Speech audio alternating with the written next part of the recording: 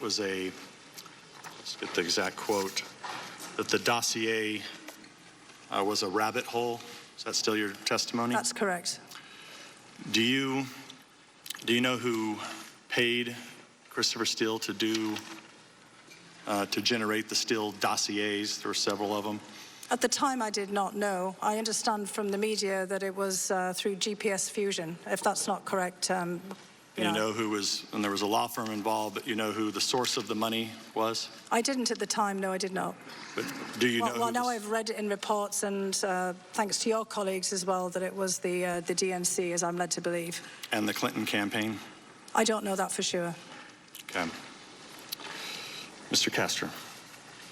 Good afternoon. Welcome back from lunch. Hope you had some sandwiches or something delicious. Hope you did too.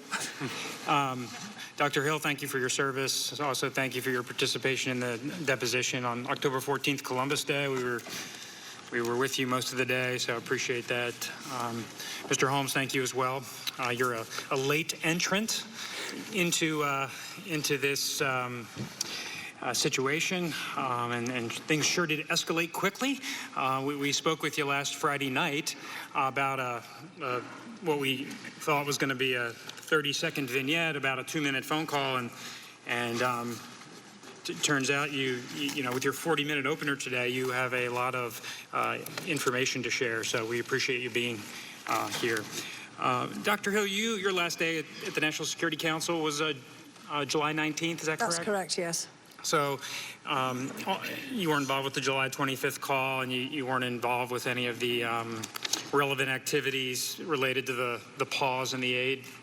I was not. That's correct. And as of July 19th, did you believe that a call was going to be scheduled for the 25th? I personally did not believe that it was going to be scheduled that date, no. And what was the thinking at the NSC as of July 19th about such a call? Well, I've learned from other depositions, to be clear here, that perhaps there was some awareness that there might be a call. Ambassador Sondland, if you may recall, showed an exchange with the person who was taking over from my position, Tim Morrison, in which he indicated that there would be a call coming up. I was not aware of that. Okay. Were you in favor? There were differences, let's just say, obviously, in understanding about that call. And were you in favor of such a call as of the 19th? Actually, I was not, and I did say something about that in the opening part of the sessions today. Okay. And how about Ambassador Bolton, to your knowledge? Well, I know that Ambassador Sondland said in that email that Bolton was in agreement. To my knowledge, Bolton was not in agreement at that particular juncture, to my knowledge. Do you know what his opposition was? It was based on the fact that he didn't feel the call had been properly prepared, and as I said earlier, that we wanted to make sure that there was going to be a fulsome bilateral US-Ukraine agenda that was discussed, which is usual with these calls. And were you surprised that a call ultimately was scheduled? I was when I learned about it, that's right. And did you have any communications with anyone back at your old staff about how that came to be? I did not, no. Okay. You did learn about the pause in the security assistance aid. I learned about that on July 18th, so the day before I left, that's correct. And there were several meetings about this, I believe you testified to?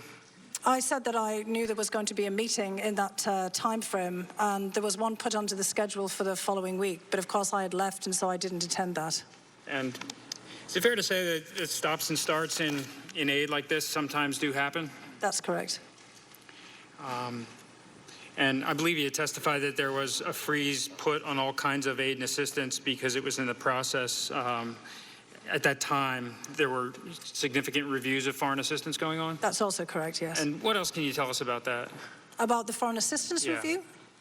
As I understood, there had been a directive for a whole-scale review of our foreign policy assistance and the ties between our foreign policy objectives and the assistance. This had been going on actually for many months. And in the period when I was wrapping up my time there, there had been more scrutiny than specific assistance to specific sets of countries as a result of that overall review.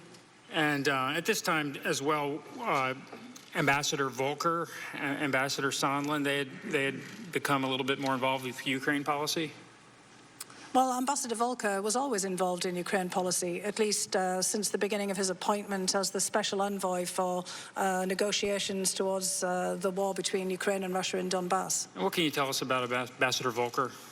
Ambassador Volker is an extraordinarily accomplished diplomat. I've worked with him in many capacities previously. You know his bio. He's been the ambassador to NATO. He's had a number of positions at the State Department, and actually I know him personally. So, you know, in the truth that we're trying to get at it, who knows who and who's met. I know Ambassador Volker really well on a personal level as well. Okay. And you said he's a man of integrity? That's correct. And always acted in the best interest of the United States? Absolutely, yes. When did you first learn of Ambassador Sondland's involvement? Well, it came in different ways. Ambassador Sondland, as the ambassador to the EU, had some perfectly logical involvement in the Ukraine portfolio. We work very closely with the European Union on matters related to Ukraine. The Ukrainian dialogue with Russia was in a format known as the Minsk process, which was led by the French and the Germans, and Ambassador Volker was trying to find out ways in which he could work closely with the French and Germans to move along on the resolution of the conflict between Ukraine and Russia. And obviously the European Union, as the umbrella organisation for Europe in terms of funding and assistance, was heavily active in offering financial assistance to the Ukrainian government as well as humanitarian assistance in the conflict. So it's perfectly logical that Ambassador Sondland would play some kind of role as our ambassador to the European Union. Did you have any concerns when he presented himself to you as somebody with a major role? I did at the time in which he presented it to me. This was after Ambassador Yovanovitch had been pushed out of her position.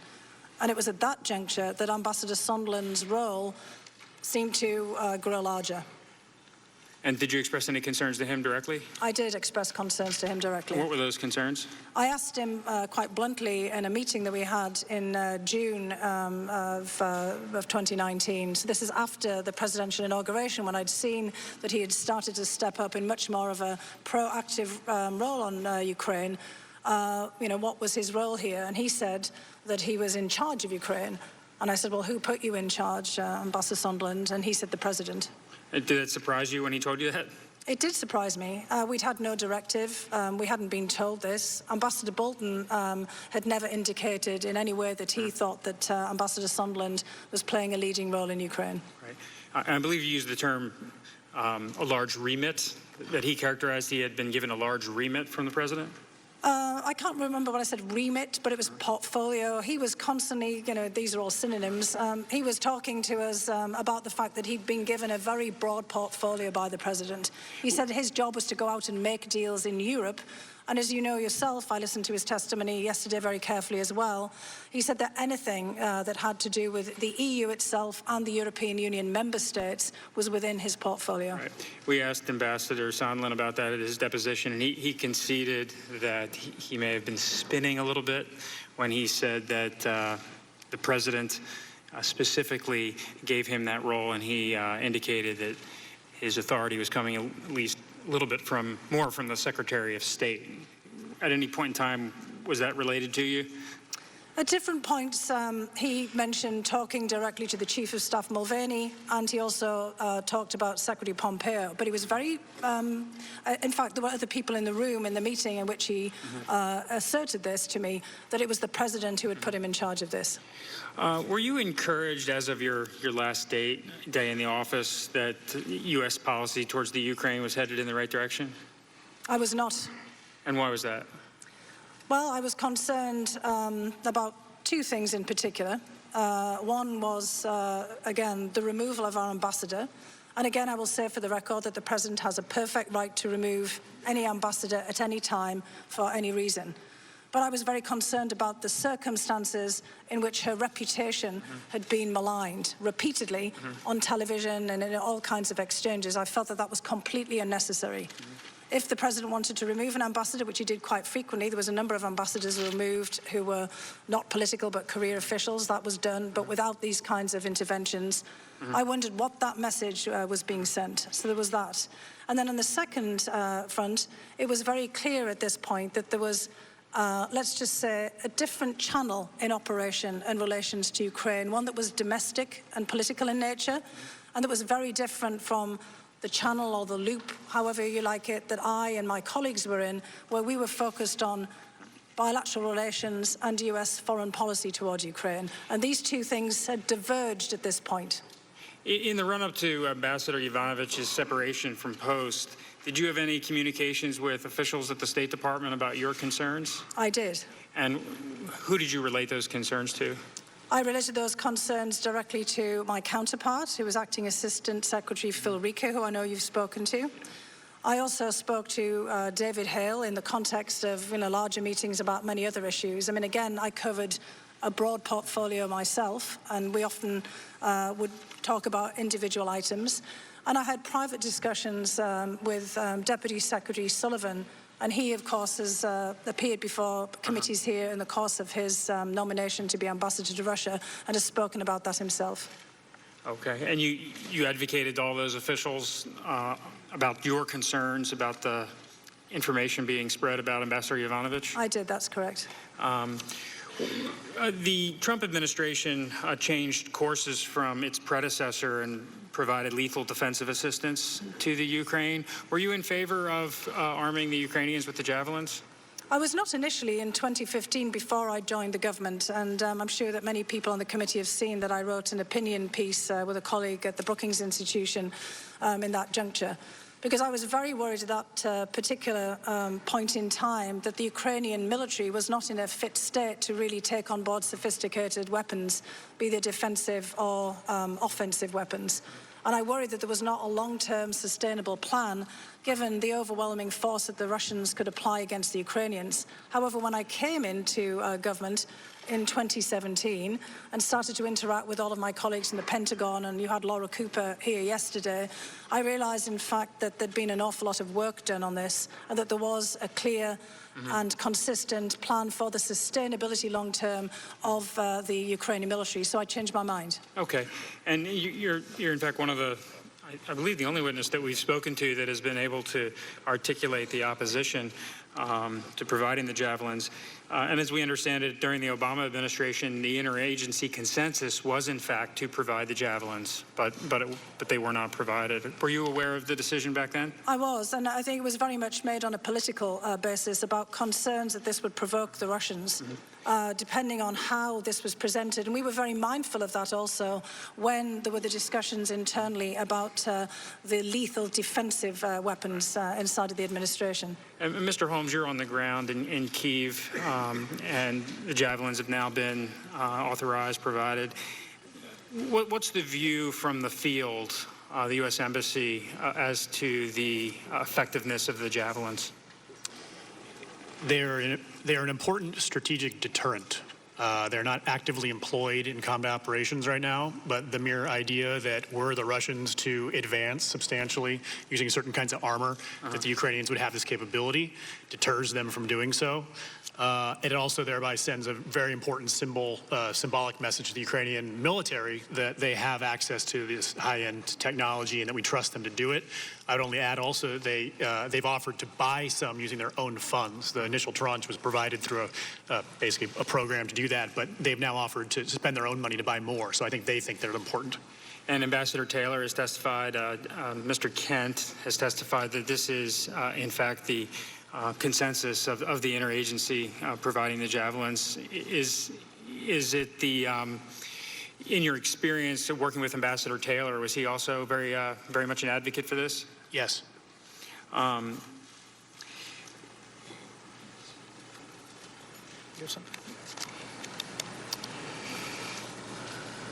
Mr. Holmes, I want to go back to name some Americans. Now I want to talk a little bit about Ukrainian government officials. Are you familiar with Sergei Leshchenko? Yes. Have you met with him? I have. He was a journalist, then he was in the parliament. Is he currently in the parliament?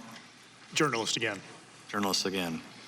Are you aware that when he was in the parliament that he had provided information to a Fusion GPS operative named Nellie Orr? I'm not aware of Nellie Orr. I'm not aware of who he provided information to. I'm aware that as a journalist, he's provided information. Well, he was in the parliament at the time. This is in the 2016 campaign. He provided widely known as the Black Ledger. Have you ever heard of the Black Ledger? I have. And the Black Ledger, is that seen as credible information? Yes. The Black Ledger is credible. Yes. Bob Mueller did not find it credible. Do you dispute what Bob Mueller's findings were? They didn't use it in the prosecution or in the report? I'm not aware that Bob Mueller did not find it credible. I think it was evidence in other criminal proceedings, and its credibility was not questioned in those proceedings, but I'm not an expert on that matter. So the motivation for Leshchenko, as was reported to, was to go after a Trump campaign official and undermine Trump's candidacy. Are you aware of that? If you mean by the release of the Black Ledger, I think Leshchenko's motivation was the same motivation he's always expressed, which is to expose corruption in Ukraine. Right, but he's admitted motivation was to partly at least undermine the Trump candidacy that he did not support. He has not said that to me. If he said that to you, I'll take your word for it.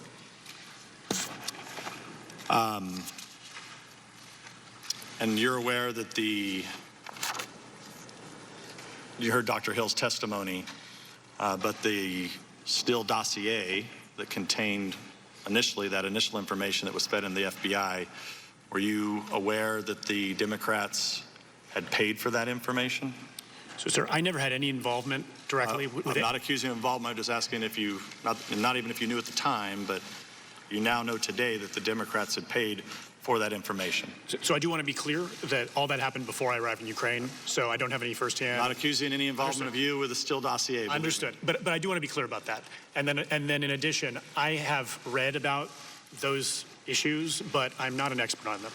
But you're not disputing that the Democrats and the Clinton campaign were the source of funds that funded the Steele dossier? I wouldn't be in a position to dispute that, sir.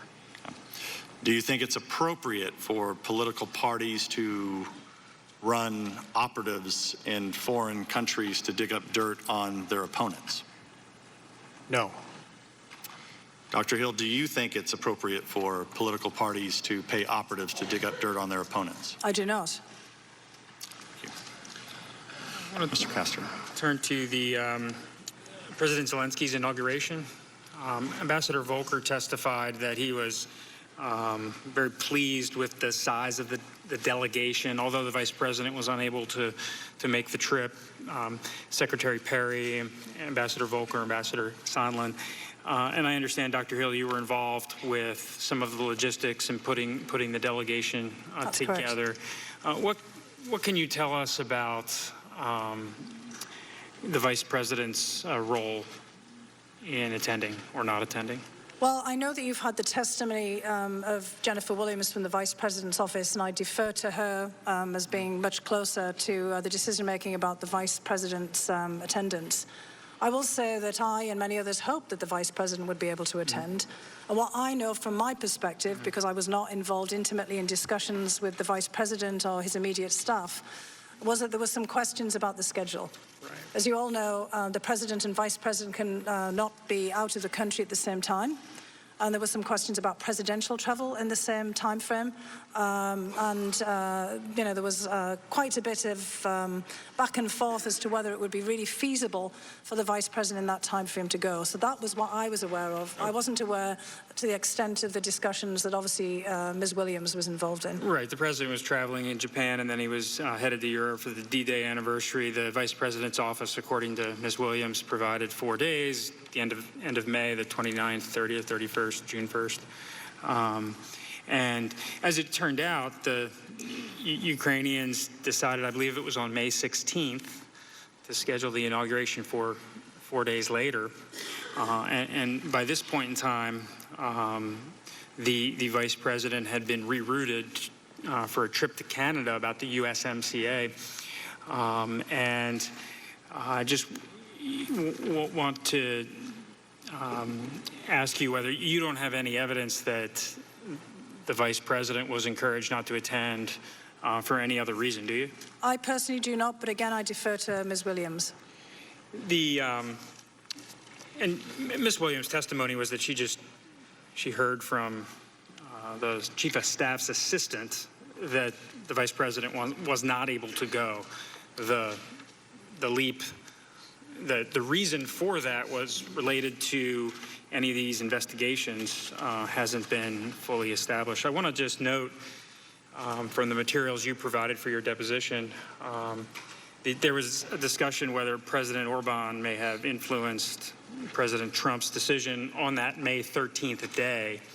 And do you remember when the meeting was with President Orban? I do. When was that?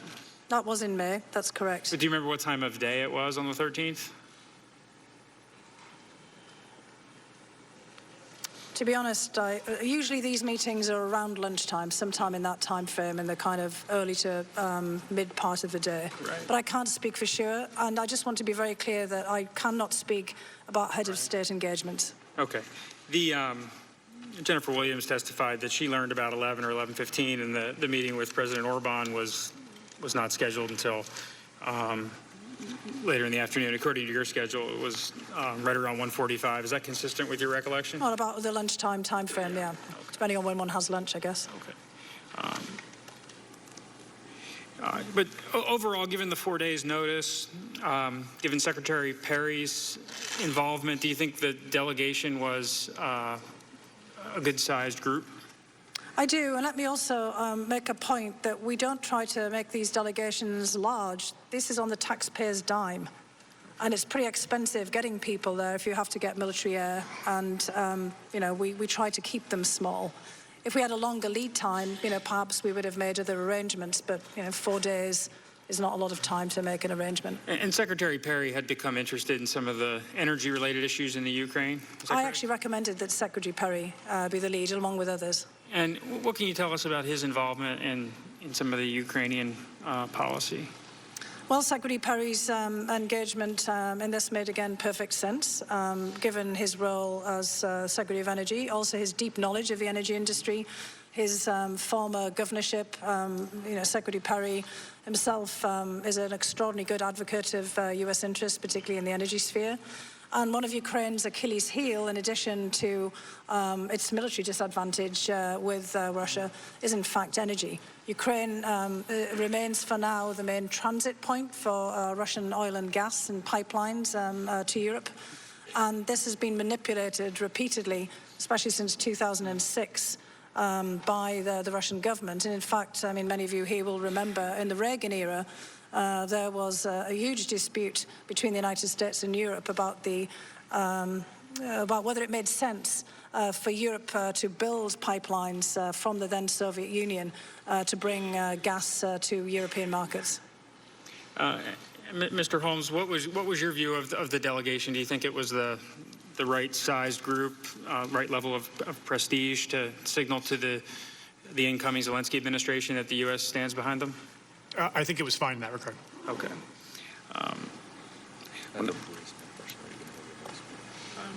You can. Since we're on the topic of Ukraine energy, I think it's a good way for us to segue into Burisma, which I assume both of you are familiar with. You've heard about it for many, many years. You're on the ground there now, Mr. Holmes. I know you weren't there, but at the time, but in September 2015, then Ambassador to Ukraine, Jeffrey Pyatt, Obama-appointed career ambassador. I'm sure you know him. I do. Credible? Yes. Successful ambassador, I'm sure. He called for an investigation into Zlochevsky, the owner of Burisma, president of Burisma. Are you familiar with that? Yes. Okay. Did you know about Deputy Assistant Secretary of State Kent's concerns about the potential conflict of interest with Hunter Biden sitting on the board of Burisma?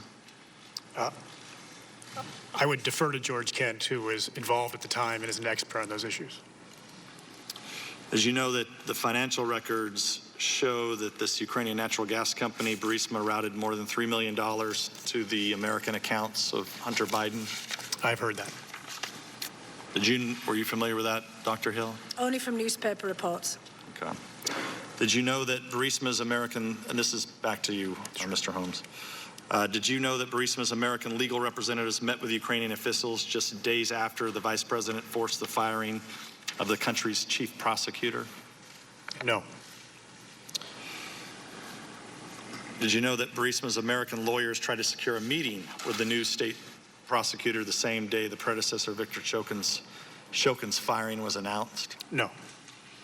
Did you know that Joe Biden called Ukrainian President Poroshenko at least 3 times in February 2016, shortly after the president and owner of Burisma's home was raided on February 2nd by the state prosecutor's office? No. Did you know that Devin Archer and Hunter Biden reached out to the Deputy Secretary of State, Tony Blinken, shortly after the raid on Burisma? No.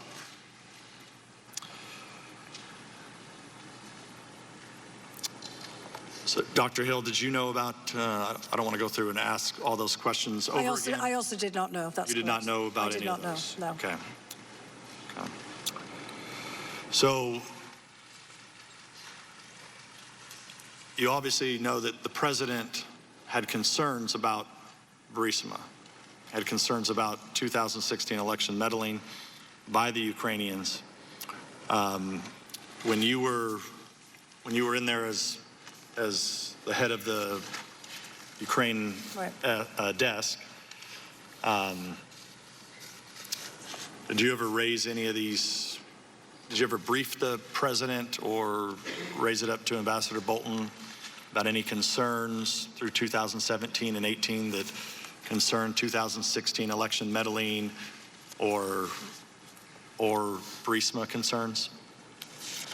The whole briefing process didn't really work in the way that you're suggesting there. So if the president had asked about any of this information, it would have been provided for him. Just to be very clear, Ukraine was not a top foreign policy priority in this period, in the same way that many other issues that we could talk about, from Syria to Turkey and others, are. So there weren't that frequent briefings on Ukraine. The briefings would take place when there was a scheduled meeting with a Ukrainian head of state. Mm-hmm. And as we know, there haven't been too many of those. So but as far as you know, you did no briefings, no papers, answered no questions as it relates to the 2016 election or Burisma during your time there? No, I did not know. Okay. Thank you. Mr. Castro. And Dr. Hill, you told us during your deposition that indeed that there are perceived conflict of interest troubles when the child of a government official is involved with something that government official has an official policy role in, correct? I think any family member of any member of the U.S. government, Congress or the Senate is open to all kinds of questions about optics and of perhaps undue outside influence if they take part in any kind of activity that could be misconstrued as being related to their parent or other family members' work. So as a matter of course, yes, I do think that's the case.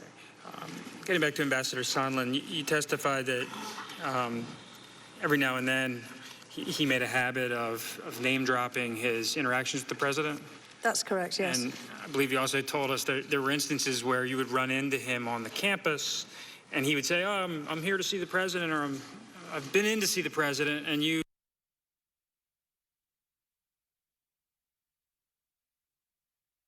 on the campus, and he would say, oh, I'm here to see the president, or I've been in to see the president, and you had an occasion to circle back and found out that wasn't the case? That's correct. And I just want to give you an opportunity. He testified about some sort of coffee he had with you on your last day, and I think when the deposition transcript was released, your counsel indicated that was completely fabricated on Ambassador Sondland's part, and I just want to give you an opportunity to address that. Yes, I mean, unfortunately, this is the federal government. We don't have coffee machines, readily in our office. If you'd come to my office in that time, the best I could have offered you was a cup of water from the water fountain outside of my office. Mm-hmm. So, the coffee that Ambassador Sondland and I shared was actually, we ran into each other, or rather he found out I was going to be there and then asked me to meet him for coffee in Jackson Hole, Wyoming in 2018 in August. So this is a full year before I left. That was a very nice coffee, so perhaps he, conflated those two meetings together. The meeting that he was referring to, he had come in to meet with our director for the European Union. This was in my last week in the office. And as I was in the office at the same time for a brief period before going into another meeting, and it was my last week in the office, we agreed to sit down with the Director of the European Union, with actually Colonel Vindman, and the assistant that Ambassador Sondland had brought with him from the State Department. So there were actually 4 of us in that meeting, and unfortunately it wasn't over coffee. And, you know, he went on to indicate that you were upset, and you were upset with Actually, Ambassador... there were 5 of us really in the meeting. Obviously, I can't do math, sorry. Fair enough. He indicated you were upset, and you were upset with Ambassador Bolton and upset with the way things are going, and I believe your counsel said that was an outright fabrication. Well, I think you might recall in my deposition on October 14th that I said that very unfortunately I had a bit of a blow-up with Ambassador Sondland, and I had a couple of testy encounters with him. One of those was in June 18, when I actually said to him, "Who put you in charge of Ukraine?" And, you know, I'll admit I was a bit rude, and that's when he told me the president, which shut me up. And this other meeting, it was about 15, 20 minutes, exactly as he depicted it was. I was actually, to be honest, angry with him. And, you know, I hate to say it, but often when women show anger, it's not fully appreciated. It's often, you know, pushed onto emotional issues, perhaps, or deflected onto other people. And what I was angry about was that he wasn't coordinating with us. Now, I actually realised, having listened to his deposition, that he was absolutely right. That he wasn't coordinating with us because we weren't doing the same thing that he was doing. So I was upset with him that he wasn't fully telling us about all of the meetings that he was having. And he said to me, "But I'm briefing the president. I'm briefing Chief of Staff Mulvaney. I'm briefing Secretary Pompeo, and I've talked to Ambassador Bolton. Who else do I have to deal with?" And the point is, we have a robust interagency process that deals with Ukraine. It includes Mr. Holmes, it includes Ambassador Taylor as the chargé in Ukraine, it includes a whole load of other people. But it struck me yesterday when you put up on the screen Ambassador Sondland's emails and who was on these emails, and he said, "These are the people who need to know," that he was absolutely right. Because he was being involved in a domestic political errand. And we were being involved in national security foreign policy, and those two things had just diverged. So he was correct, and I had not put my finger on that at the moment, but I was irritated with him and angry with him that he wasn't fully coordinating. And I did say to him, "Ambassador Sondland, Gordon, I think this is all going to blow up," and here we are. And after I left to my next meeting, our director for the European Union talked to him much further for a full half hour or more later, trying to ask him about how we could coordinate better, or how others could coordinate better after I had left the office. And his feeling was that the National Security Council was always trying to block him. What we were trying to do was block us from straying into domestic or personal politics. And that was precisely what I was trying to do. But Ambassador Sondland is not wrong that he had been given a different remit than we had been. And it was at that moment that I started to realise how those things had diverged. And I realised, in fact, that I wasn't really being fair to Ambassador Sondland, because he was carrying out what he thought he had been instructed to carry out, and we were doing something that we thought was just as, or perhaps even more important, but it wasn't in the same channel. Yeah, Dr. Hill, if you mind, Mr. Kessler, sorry. Dr. Hill, I just want to drill down on this a little bit. The President of the United States, Commander-in-Chief, was concerned about the 2016 elections in Burisma. He had his personal attorney working these issues because he was under investigation by Robert Mueller's special counsel, partly beginning with an investigation that started with the Steele dossier that we've already established that the Democrats had paid for and had then fed into the FBI. So at the end of the day, the Commander-in-Chief, concerned about 2016 election meddling by Ukraine, sounds like you had just earlier testified that you weren't aware of that, but if that was the concern of the President, to try to get to the bottom of it, and it's the concern of Ambassador Sondland, who was trying to set up meetings on behalf of, to ensure really that meetings occurred and phone calls occurred to strengthen the relationship. We're a little, I understand the people at the NSC, people at the State Department had issues with that, but at the end of the day, isn't it the Commander-in-Chief that makes those decisions? My point, Mr. Nunes, is that we at the National Security Council were not told, either by the President directly or through Ambassador Bolton, that we were to be focused on these issues as a matter of US foreign policy toward Ukraine. So when you're talking about Ukraine in 2016, I never personally heard the President say anything specific about 2016 in Ukraine. I've seen him saying plenty of things publicly, but I was not given a directive. In fact, I was given a directive on July 10th by Ambassador Bolton very clearly to stay out of domestic politics. And just for sake of the timeline, I think as of July 19th, they hadn't even engaged with Rudy Giuliani yet. I don't believe that happened until a little bit later. So you believe by July 19th they were already engaged in those types of activities? We had already had a discussion with Kurt Volker, which was in the depositions of his assistant, Chris Anderson, that indicated that he had met with Rudy Giuliani at this point. And Ambassador Sondland made comments about meeting with Giuliani. And as we know, in the May 23rd meeting, they had been instructed to meet with Giuliani. Right. They gave us every impression that they were meeting with Rudy Giuliani at this point, and Rudy Giuliani was also saying on the television, and indeed has said subsequently, that he was closely coordinating with the State Department. Okay, so it was my belief that they were meeting with him. Okay. And there's some ambiguity in the direction to work with Rudy Giuliani. Ambassador Volker said the president dismissed Ukraine and said, oh, if you want to work on it, just go talk to Rudy. And Ambassador Sondland took that a little bit differently. And I believe that Ambassador Volker was primarily the interlocutor with Mr. Giuliani, and that was happening, didn't start until the end of July. I only learned that subsequently from Ambassador Volker's deposition. So I just want to tell you, in that particular time frame, I was not aware of that. And in fact, Gordon Sondland did refer to Rudy Giuliani. And again, Ambassador Bolton had warned Ambassador Volker not to meet with Rudy Giuliani in a meeting. Mr. Morrison told us both in his deposition and his public hearing that you had related concerns about Colonel Vindman's judgment. I did not relate any concerns in general terms about Colonel Vindman's judgment, so I was somewhat surprised when I heard Mr. Morrison make that assertion and when I read his deposition.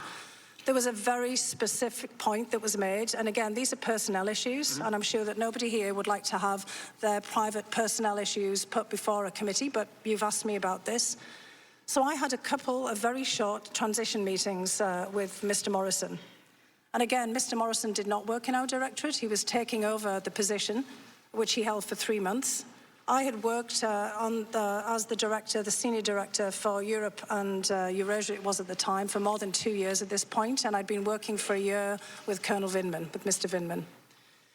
And in the course of one of the meetings, sometime in the June timeframe, I sat down with Mr. Morrison and with a deputy, he referred to him in his deposition, John Erith, who was also working, and we went through our organisational chart. We went through who was staying, who was rotating out and leaving in the summer, and we talked about everybody's strengths and weaknesses. And I always asked my staff to do upward feedback as well, to talk about what I wasn't doing right either. I'd like to learn too. And I said that I was concerned about the way things were trending in Ukraine policy. So Colonel Vindman is a highly distinguished, decorated military officer. He came over to us from the chairman's office and the Joint Chiefs of Staff. And we were evaluating and looking at him in the context of what his future positions would be in the context of the US Army. And I was concerned that if, for example, Colonel Vindman might decide to leave the military, that perhaps he wasn't as well suited for something that would be much more political. I did not feel that he had the political antenna to deal with something that was straying into domestic politics. Not everyone is suited for that. That does not mean in any way that I was questioning his overall judgment, nor was I questioning in any way his substantive expertise. He is excellent on issues related to Ukraine, Belarus and Moldova, on Russian defense issues. He had been in charge of the Russia campaign, thinking through at the chairman's office and in the Pentagon. This was a very specific issue, because by June, we saw that things were diverging and you needed completely different sensitivity. Some people in my office have worked at the highest levels of advisory positions, and Mr. Morrison had come from Capitol Hill. He knew politics inside out, and we said that Colonel Vindman did not, and we were concerned about how he would manage what was becoming a highly charged and potentially partisan issue, which had not been before.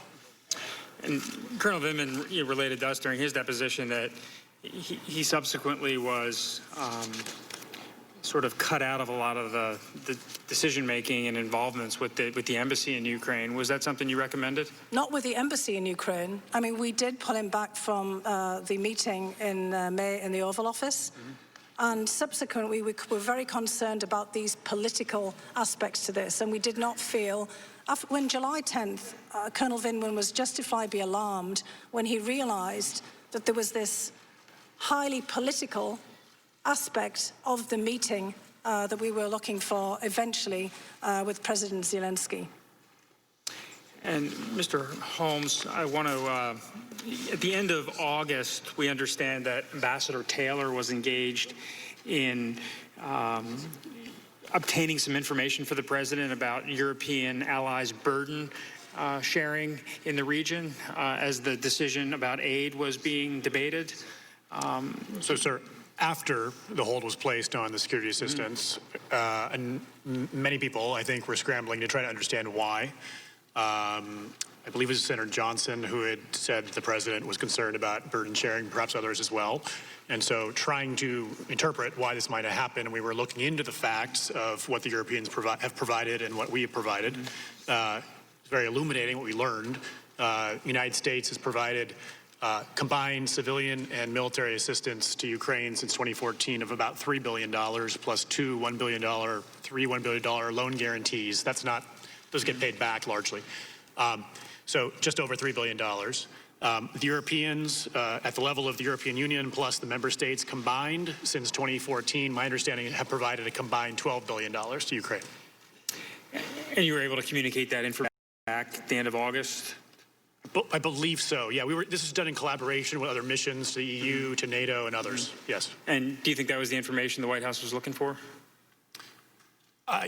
We don't know. If the concern was that that others weren't spending as much as we were to support Ukraine, then that information showed a different story. Okay. And the aid was subsequently lifted. The pause in the aid was lifted shortly thereafter. It was in early September, mid-September. Yield back. That concludes the 45-minute rounds. We'll now go to member questioning. I'll recognize myself for 5 minutes. First, as a threshold matter, I want to say to the witnesses to be a bit cautious when members represent. Are you aware of this fact? Are you aware of that fact? Do you know that so-and-so testified to this or testified to that? If you have personal knowledge of it, that's fine. I'm not saying this is deliberate. Sometimes members get it wrong. So let me just clear the record on one of the things that was suggested to you, that the Vice President canceled his trip because of a conflict with the trip to Canada. That was not Ms. Williams' testimony. Her testimony was, I asked my colleague why we should stop trip planning and why the Vice President would not be attending, and I was informed that the President had decided the Vice President would not attend the inauguration. So just offer that caution. Dr. Hill, I want to ask you, you may be aware of some of the attacks on Colonel Vindman, suggesting that he has a dual loyalty, that he's not really loyal to America, he's loyal to Ukraine. I wanted to ask you, as a fellow immigrant, what you think of those kind of accusations when they're leveled against Colonel Vindman or other Americans. I think it's very unfortunate. I mean, this is a country of immigrants. With the exception, perhaps of very few people still here, everyone immigrated to the United States at some point in their family history. And this is what, for me, really does make America great. I mean, I'm sure that every single person here, some people perhaps came reluctantly, others came by choice, as I did. But this is, for me, this is the essence of America. It's why I wanted to be here and why I wanted to stay here. And I think it's unfair to castigate anyone. Everyone has some kind of appellate to them. I'm an Anglo-American, perhaps, then, or I'm a British American. I'm a naturalized citizen. I do not believe that my loyalty is to the United Kingdom. My loyalty is here to the United States. This is my country and the country that I serve. And I know for a fact that every single one of my colleagues, and there were many naturalized citizens in my office and across the National Security Council, felt exactly the same way. I think it's deeply unfair. Thank you.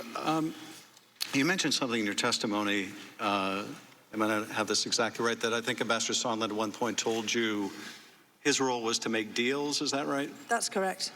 And he told other people that as well, to be clear. I want to ask you about one of those deals, the one that Ambassador Bolton described as a drug deal. I had the suggestion, or the indication rather, when Mr. Goldman was asking questions about the July 10th meeting and the fact there were two meetings, one Ambassador Bolton's presence and then another in the wardroom, that there was more you had to say about that. Do you want to walk us through that in a little more detail? Well, the reference that Ambassador Bolton made was after I returned from the wardroom and related to him what I had heard. Because so there was sequencing of meetings, which I know that there's been some concern about the sequencing here and discrepancies between various depositions. So what happened immediately after the meeting that Ambassador Bolton caught a little short was that he told me to hold back in the room.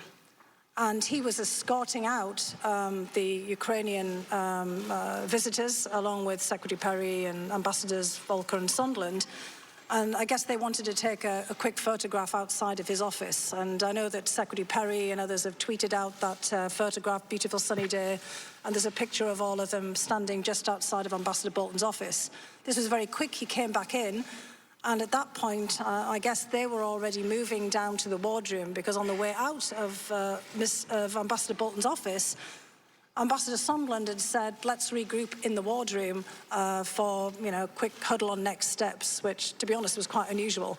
You don't usually huddle in a room in the White House to discuss next steps with foreign delegations, because we took it to be next steps on setting up the meeting, which already, as I'd said, Ambassador Bolton wasn't prepared to do. And when Ambassador Bolton came back into the office, that's when he gave me the very strong instruction to go downstairs, find out what was being discussed, and to come right back up and report it to him. And as I came into the wardroom, Alex Vindman, Colonel Vindman, and Ambassador Sondland were in an exchange, and that's when I noticed that Colonel Vindman looked quite alarmed. Now, I know that Ambassador Sondland was asked yesterday, because again I watched all of his testimony and I watched it very carefully, that there were some questions about yelling and shouting. I certainly never said that, and there was no yelling and shouting. That's some embellishment that's crept in, perhaps in media depictions, or how people like to retell these stories and add things to them. When I came in, Ambassador Sondland was in an exchange with Colonel Vindman along the lines of, well, we have an agreement to have this meeting. And I came in and I asked, what's going on here? And he said, and this is again, the Ukrainians are there, Ambassador Volker was there, but at this point, I also want to stress, Secretary Perry had left. He was not in the wardroom when I came. As I was coming in, Secretary Perry and his colleagues were leaving. So Secretary Perry has no recollection of this meeting because he was not in it. And so when I came in, Gordon Sondland was basically saying, well, look, we have a deal here that there will be a meeting. I have a deal here with Chief of Staff Mulvaney. There will be a meeting if the Ukrainians open up or announce these investigations into 2016 in Burisma. And I cut it off immediately there. Because by this point, having heard Mr. Giuliani over and over again on the television and all of the issues that he was asserting, by this point it was clear that Burisma was code for the Bidens, because Giuliani was laying it out there. I could see why Colonel Vindman was alarmed. And he said, this is inappropriate with the National Security Council, we can't be involved in this. And I've learned, since from Mr. Holmes' rendition here today, that Colonel Vindman has already warned the Ukrainians, or in fact President Zelensky, no less, to stay out of American politics, domestic politics. So I cut off this line and I said to Ambassador Sondland, Look, we need procedures for here. Ambassador Bolton just made it clear we can't set up the meeting right now. We have to properly prepare this through the proper process. I know this sounds all very boring, but, you know, we have national security procedures to do this. And I said we really shouldn't be litigating this or talking about this in front of our colleagues from Ukraine. It was completely inappropriate for us to be thrashing this out in front of them. And he agreed, and we asked our Ukrainian colleagues to move into the corridor outside the wardroom. And I explained where this is in the deposition, which was also extraordinarily awkward because they shouldn't have been standing around in a corridor in the, you know, basically in the West Wing at this particular juncture. And that's when I pushed back on Ambassador Sondland and said, look, I know there's differences about when we should have this meeting. We're trying to figure out whether we should have it after the Ukrainian parliamentary elections, the Rada elections, which by that point I think had been set for July 21st. It must have been because this is July 10th at this point. And Ambassador Bolton would like to wait until after that to basically see whether President Zelensky gets a majority in the parliament, which would enable him to form a cabinet, and then we can move forward. And Ambassador Sondland then said, okay, fair enough. He realised he wasn't going to, you know, be able to push this further. Ambassador Volker didn't say anything at this particular juncture. And then he said he had another meeting, and they all left. And I went back up and relayed this to Ambassador Bolton, which is when he gave me the very specific instruction that we've already been through to go to talk to Mr. Eisenberg, John Eisenberg, in the NSC Council's office. Thank you. Mr. Nunes. I assume we're getting 8 minutes there. Mr. Nunes, I don't cut off a witness in the middle of their answer. You may proceed. Sorry, that was a long answer. Mr. Jordan. Mr. Holmes, why didn't your boss talk about it? What's that, sir? Why didn't your boss bring up the call that you overheard? The reason you're here today. I mean, you're their closing witness, yet their star witness, their first witness, Ambassador Taylor, didn't even bring it up. And when we deposed you, you said this was extremely distinctive experience, one of the most remarkable events of my life. You described it like this. You said, after the call happens, I immediately told Deputy Chief of Mission and others at the embassy about the call. Then you said you went on vacation. You told several friends and family about the call. Then you come back on August 6th and you tell Ambassador Taylor about the call. And then in your deposition statement, you said in your statement today as well, I repeatedly referred to the call in meetings and conversations where the issue of the president's interest in Ukraine was relevant. I repeatedly referred to the call in meetings and conversations where the issue of the president's interest in Ukraine was relevant. That sounds like government speak for you told everybody. Yet their star witness, their first witness, Ambassador Taylor, when he came here, he related 13 different conversations he had between July 18th when the aid is frozen, September 11th when it's released. 13 different conversations, never once mentioning this call. July 19th, Dr. Hill and Colonel Vindman told Taylor what Sondland told them. July 19th, Sondland told Taylor about the upcoming Trump-Zelensky call. July 20th, Sondland told Taylor what Sondland told Zelensky to tell Trump. July 20th, Dana Look tells Taylor what Zelensky told Dana Look. July 28th, Morrison tells Taylor what happened on the Trump-Zelensky call. August 16th, Volker tells Taylor what Yarmak told Volker. August 21st, Breckbull talks to Taylor. August 22nd, Morrison talks to Taylor. August 29th, Yarmak talks to Taylor. September 1st, Morrison tells Taylor what Sondland told Morrison about what Yarmak told Sondland. September 2nd, Morrison tells Taylor what Dana Look told Morrison. September 7th, Morrison tells Taylor what Sondland told Trump. And September 8th, Sondland tells Taylor what Trump told Sondland. Nowhere is there a Holmes tells Taylor what the President of the United States told Sondland. May I answer that 13 question? conversations. Yeah, I'll get to you. I'll give you a chance here in a second. But 13 conversations from their star witness. You're their closing witness, and he can't remember a call from a guy he works with every single day. Why? Yes, sir. So immediately when I went back to the embassy after this lunch on the 26th, I told my direct supervisor, the Deputy Chief of Mission, I would have told Ambassador Taylor immediately, except he was on the front lines that afternoon. I then went on, as I testified, my vacation on Saturday, came back the following Monday, and on Tuesday, I was back in the ambassador's office where I referred to the call. In that week plus that I was away, it was my assumption that the Deputy Chief of Mission would have informed other people about the call as well. So my recollection is when I did refer to the call in that meeting that Ambassador Taylor nodded knowingly as though he had been briefed on it. So I referred to the call and I mentioned some of my takeaways from the call. And at the time, the main takeaway from the call was the president doesn't care about Ukraine. So we're going to have a tough road ahead to convince him that it's important enough for him to schedule an Oval Office meeting for President Zelensky and ultimately to release this hold on security assistance. That was the takeaway. And that's what I referred to repeatedly in the coming weeks whenever it became relevant. And I'll remind you, sir, that one more important point.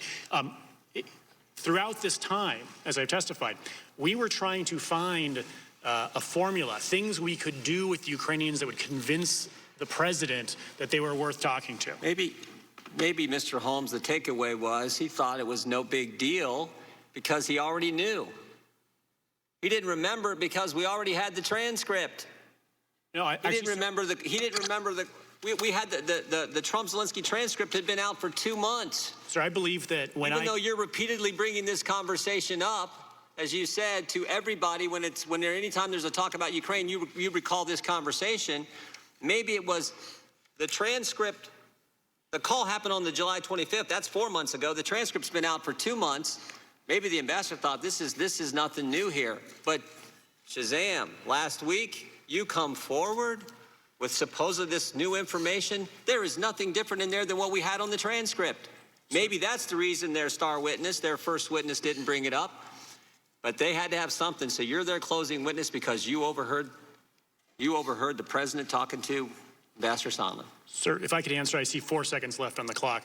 I believe that Mr. Holmes, you may take as long as you need. Thank you, sir. I believe that Ambassador Taylor did already know when I briefed him when I returned from vacation on the 6th.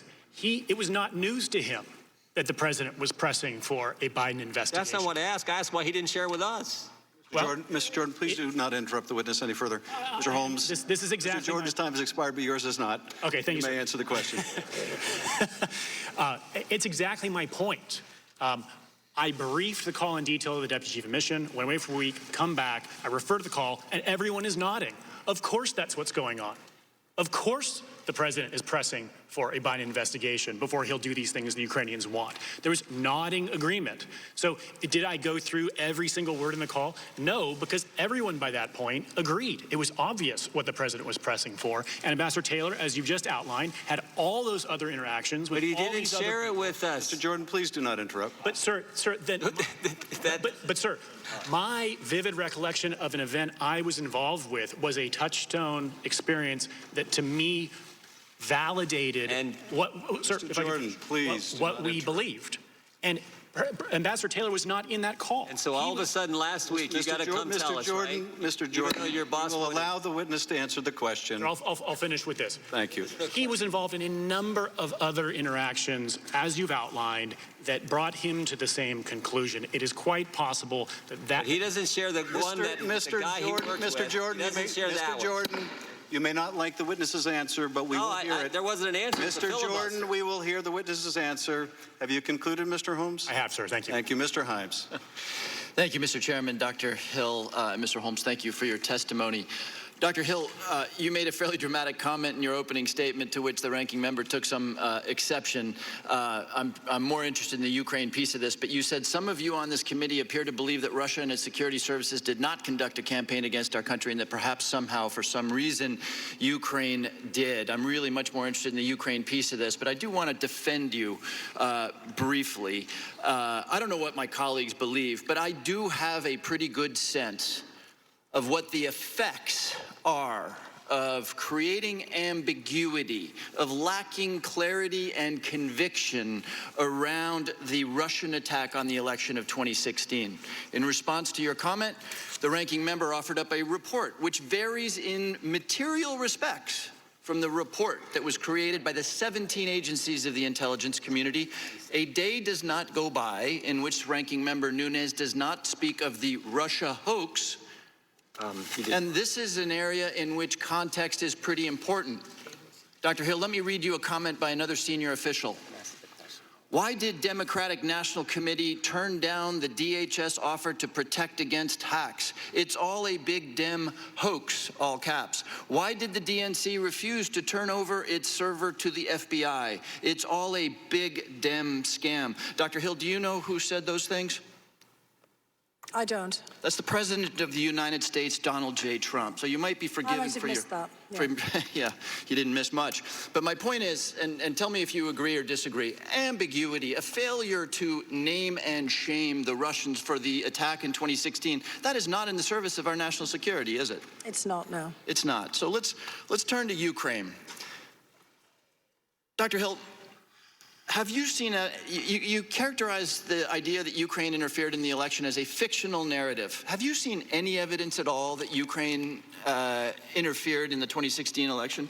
Well, I brought with me two exhibits that I was pointed to, in fact, by our colleagues during the deposition that I gave on October 14th. And actually, I'm quite grateful that they pointed me in this direction.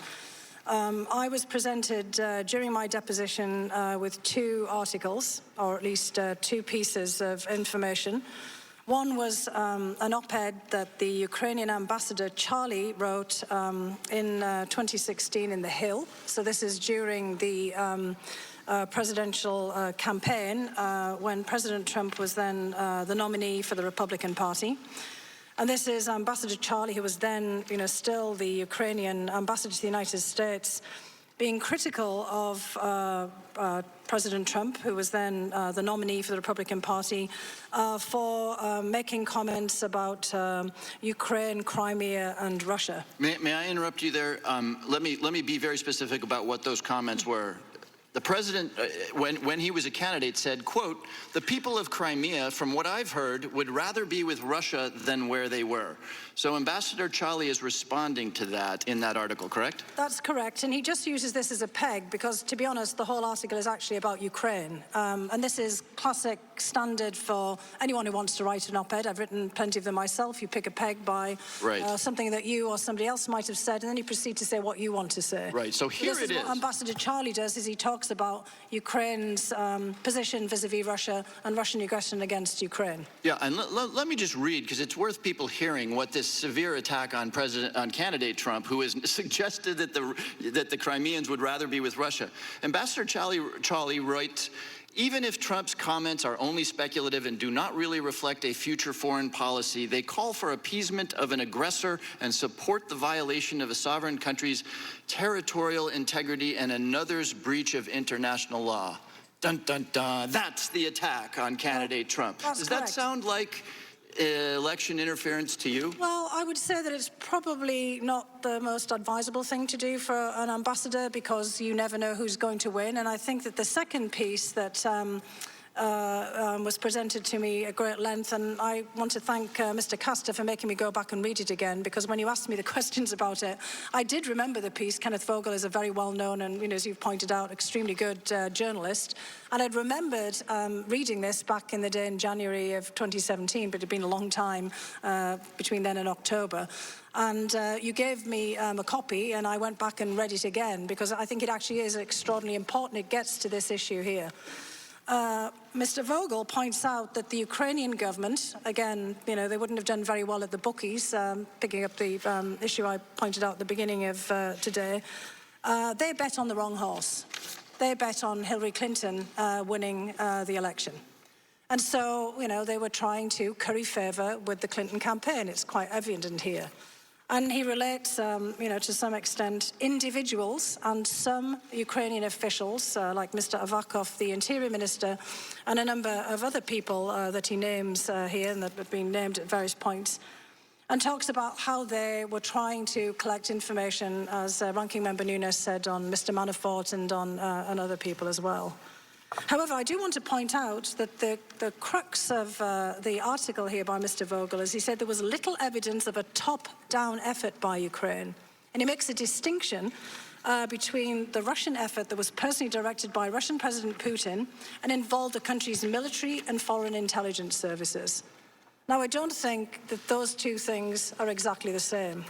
I also mentioned in my deposition of October 14th that, in fact, many officials from many countries, including Ukraine, bet on the wrong horse.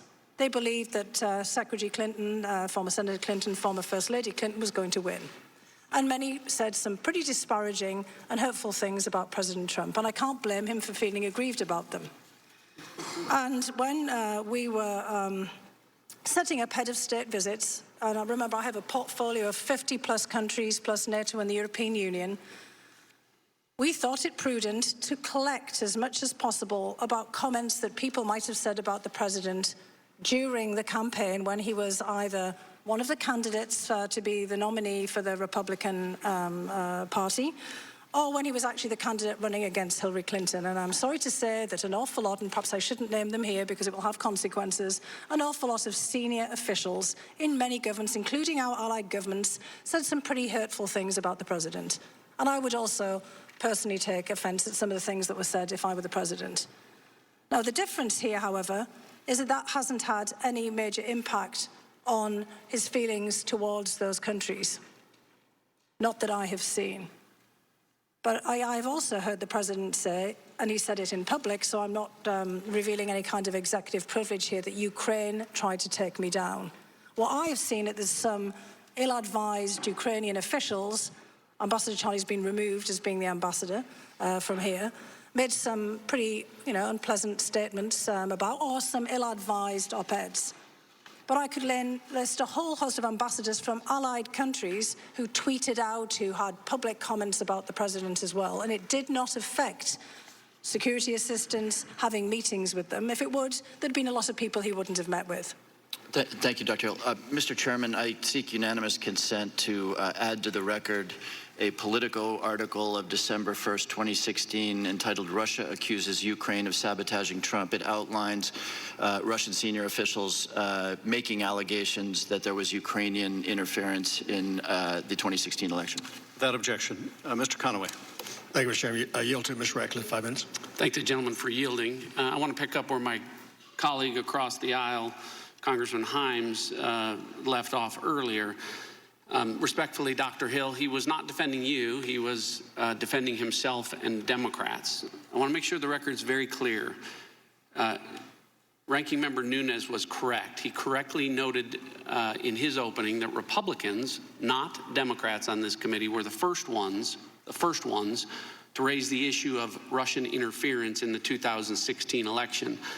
The disagreement wasn't about Russian meddling. The disagreement was about whether or not President Trump conspired with Russia, a false allegation peddled by the Democrats generally and specifically by some Democrats on this committee. With that, Mr. Holmes, I want to turn to you and the part of the conversation, your testimony where you said you heard President Trump say, is he going to do the investigation? And Ambassador Sondland said he's going to do it. He'll do anything you ask him to. Is that right? Yes, sir. What did President Trump say next? He said, good, what about Sweden? He said what? Sir, sorry, I need to look at back where we are in the middle of the conversation here. Where are we from the testimony?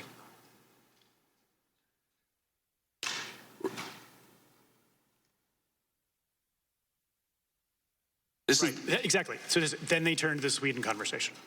What did President Trump say next? He said, good, what about Sweden? Good, what about Sweden? Good, what about Sweden? Why isn't that in your statement? Sir, it's not a word for word, every single word in the conversation. But it's the most important part of the conversation. Well, then they turned to Sweden. They turned to the other topic. Respectfully, Mr. Holmes, this impeachment inquiry is based on the call the day before where President Trump, as part of a bribery scheme, as part of an extortion scheme, as part of a quid pro quo, according to the Democrats, demanded investigations in exchange for either military aid or a White House meeting. And the next day, you were witness to President Trump receiving word that the bribery scheme was successful. The extortion scheme was successful. And his response, was, good. What about Sweden? Yes, sir. The Ukraine portion of that conversation was extremely brief. What was the first thing the president said on the call?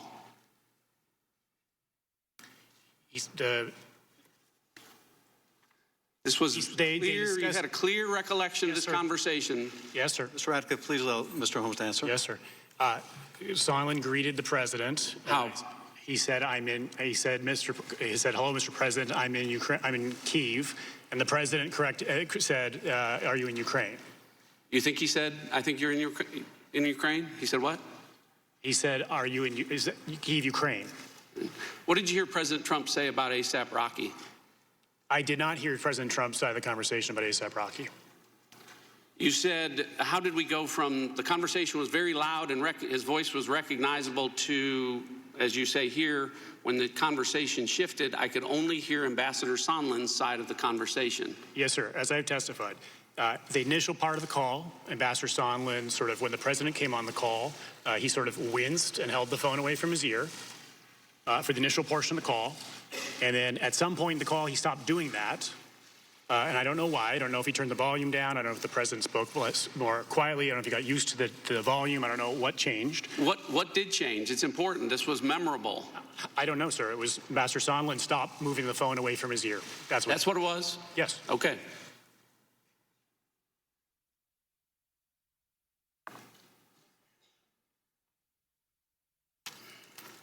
How did the conversation end? I only heard Ambassador Sondland's side of the conversation, sir. And at the end of the conversation, he was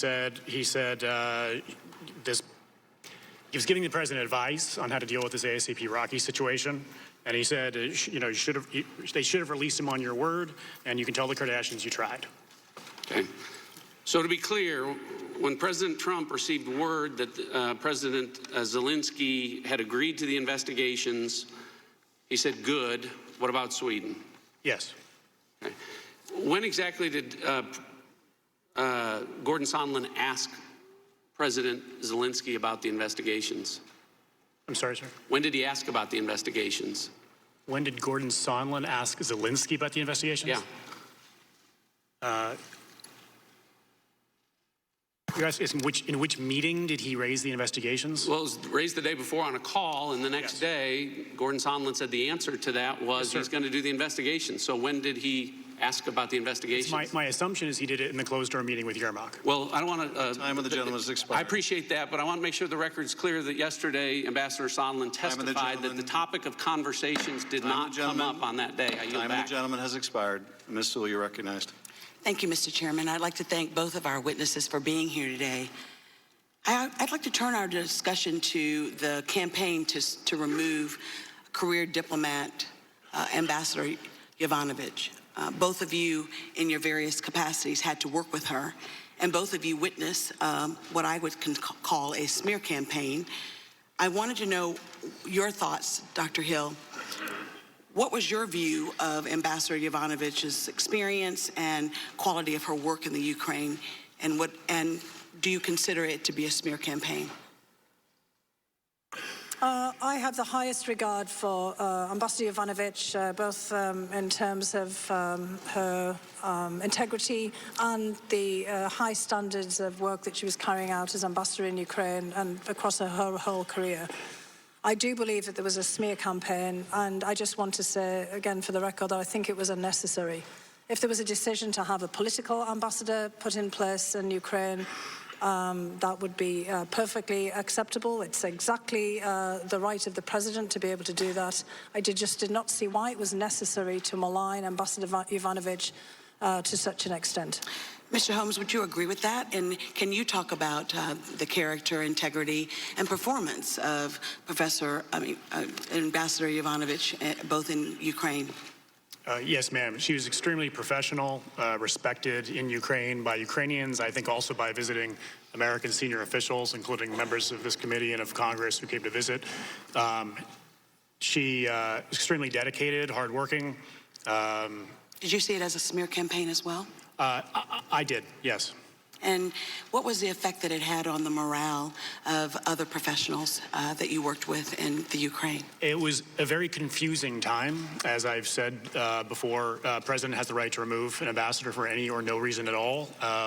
It was not clear to us why this was happening or why people weren't standing up for her.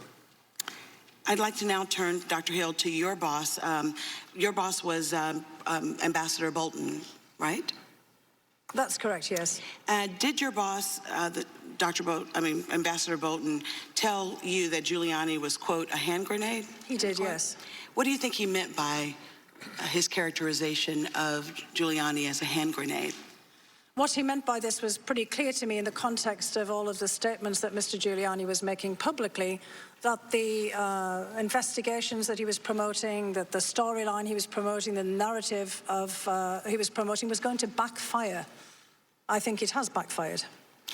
Was that narrative also inclusive of falsehoods about Ambassador Yovanovitch? At the particular juncture that Ambassador Bolton made that comment, absolutely, because that was in the context of my discussions with him about what was happening to Ambassador Yovanovitch.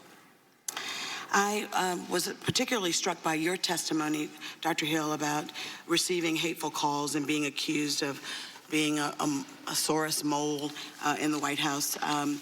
Are you a never-Trumper, or have you been true to your profession and remain nonpartisan? I honestly don't know what the definition of a never-Trumper is, as I think many of my colleagues are feeling the same way, that it's a puzzling term to be applied to career or non-partisan officials. And I chose to come into the administration. I could easily have said no when I was approached yes, by the but you people who didn't invited sign up to have hateful calls and the like. I guess, unfortunately, where we are today in America, that's coming with the territory. They're continuing, honestly. I mean, we're constantly having to block Twitter posts of my name and address, and on the internet. We've been doing this over the last couple of days. I think that and as I said in my deposition, this could happen to any single person in this room, be it members of the press, be it members of Congress, and be it the staff. And I think we have to find ways of combating this. And again, this gets back, sadly, to things that our adversaries can also exploit. Exactly. I think you would agree with me that this shouldn't become the new normal. Would you agree? It should not. I also think that this kind of behavior, instead of keeping you down, would make you undeterred. Are you more determined to continue to do your work and to do it professionally? I am, and I think that all my colleagues are as well, because just as you said, we can't let this stand, and I don't think anyone here wants to let this stand. I actually don't believe that this is a partisan issue. I don't think anybody wants to come under personal attack. Yeah, I unfortunately think that this has become the new norm, and we're being led by the very top of the food chain, which is our president, which is unfortunate. I'm especially disheartened by his treatment of women, and I think that the fact of the matter is that there's a long line of strong, talented women who have been smeared and victimized by this president, and we can either choose to ignore it or do something about it. And frankly, I think that whether you voted for him or whether you supported him or not, that doing so is wrong. You could simply just remove someone. You don't have to smear them. Thank you, and I yield back my time. Mr. Turner. Right, I just want to echo that sentiment and certainly lament the attacks that have been levied against our colleague Lee Stefanik on this panel, which have been vile and hateful. For those of you keeping score at home, the effort to accuse our president of coercion, extortion, or bribery with these witnesses as we now come to the closing session of this basically break down as follows. We have Kent and Ambassador Taylor, who spoke of hearsay. Their hearsay of these matters that they said that they had heard were all statements that they'd heard from others who have also testified in front of us. So there's no one that's missing. There's no one out there. Kent and Taylor basically said that they'd heard it from Morrison and Sondland. Morrison indicated he'd heard it from Sondland. Sondland testified yesterday he'd heard it from no one on the planet. Vindeman and Morrison both have direct testimony of the phone call with the President of the United States. Beyond that, they only had contact with Sondland, and again, Sondland indicated he had contact with no one on the planet.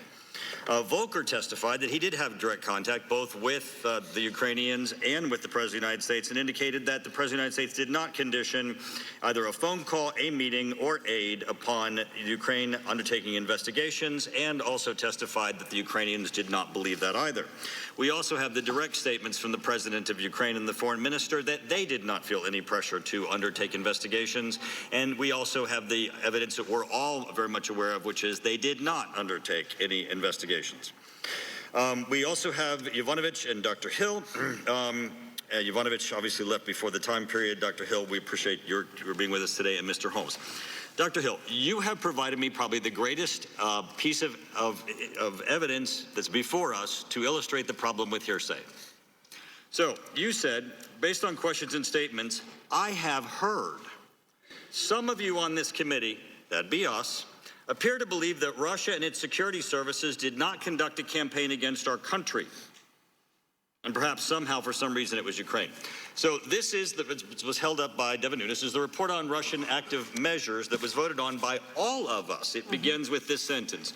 In 2015, Russia began engaging in a covert influence campaign aimed at the U.S. presidential election. Every one of us, a little small, effort on your part, Dr. Hill, and you would have known that what you just said was not true, what you had heard, but you felt the need to put it in your 8-page statement before you went on to tell us a bunch of other things that you heard about other people, no matter how convinced you were of, also which were not necessarily true. One of which was that you said that Ambassador Sondland met with Giuliani. Actually, Ambassador Sondland testified here that he had not, as ambassador, met with Giuliani. He'd briefly met him in his lifetime by shaking his hand.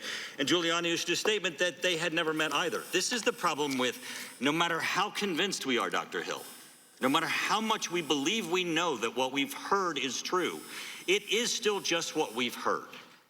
But so far in this hearing, in this series of hearings, the only thing that we have is Volker saying, I spoke to the president and I spoke to the Ukrainians, neither of which believed that aid was conditioned, neither of which believed that the president was requiring it.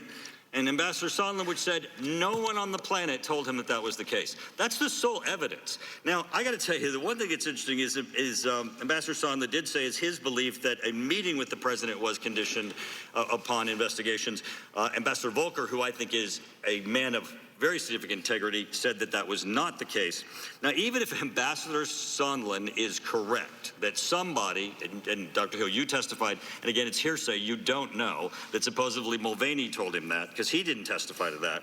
But let's say somebody beside the president told him that. You guys want to be the laughingstock of history to impeach a president of the United States because he didn't take a meeting? Oh, please, dear God. Please undertake that. Now, Mr. Holmes, I got to tell you, you say that you're there. Is there a question for Dr. Hill?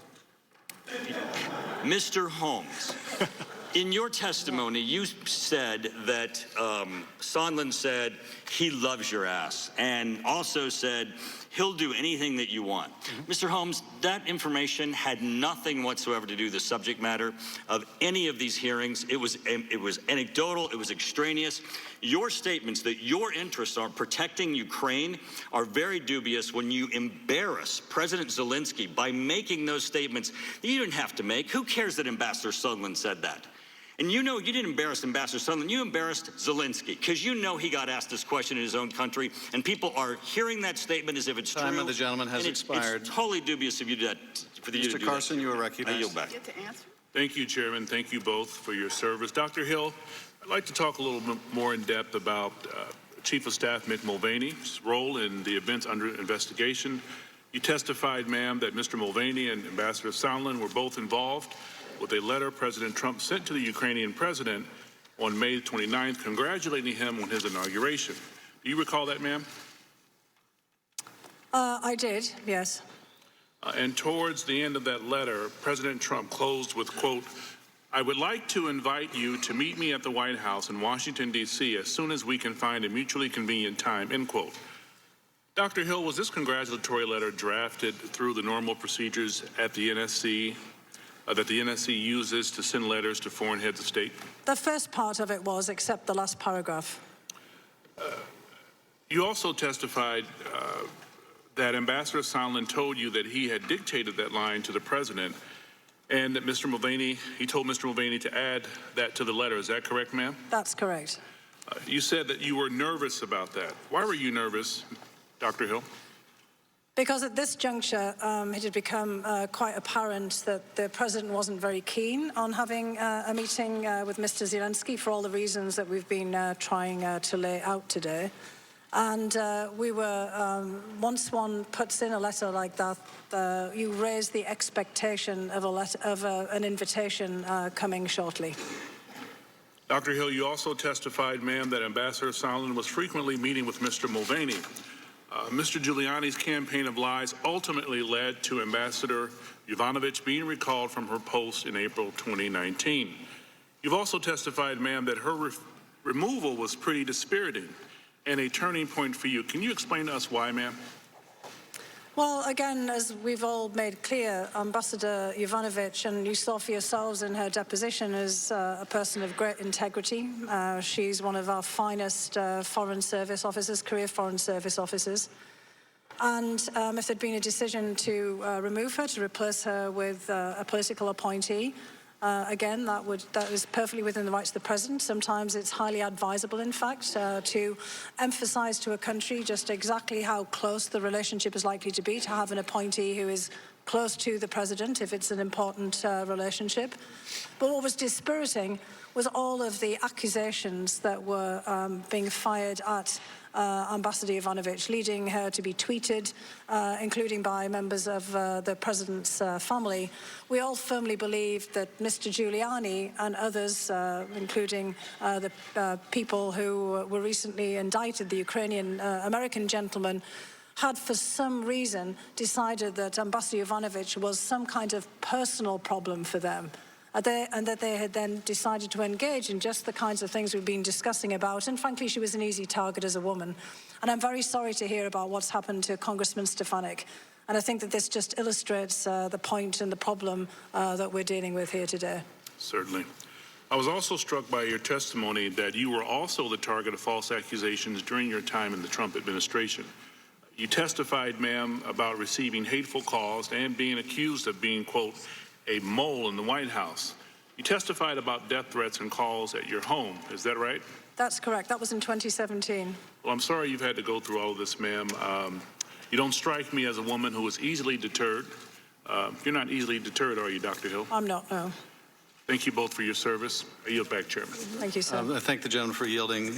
Just another fact check, and again, my caution to both of you that representations about what prior witnesses said or what you have even said may not be consistent with the facts. This was from Ambassador Sondland's opening statement. After the Zelensky meeting, I also met with Zelensky's senior aide, Andrei Yermak. I don't recall the specifics of our conversation, but I believe the issue of investigations was probably a part of that agenda or meeting. Now recognize Dr. Wenstrup. Thank you, Mr. Chairman, and thank you both for being here. You know, in 1998, I voluntarily joined the United States Army Reserve because I saw our country under attack time and time again. Bill Clinton was the president. I didn't vote for Bill Clinton, but he was my commander-in-chief. It didn't matter that I didn't vote for him. I'm grateful to live in a country that gets to legitimately elect our leaders.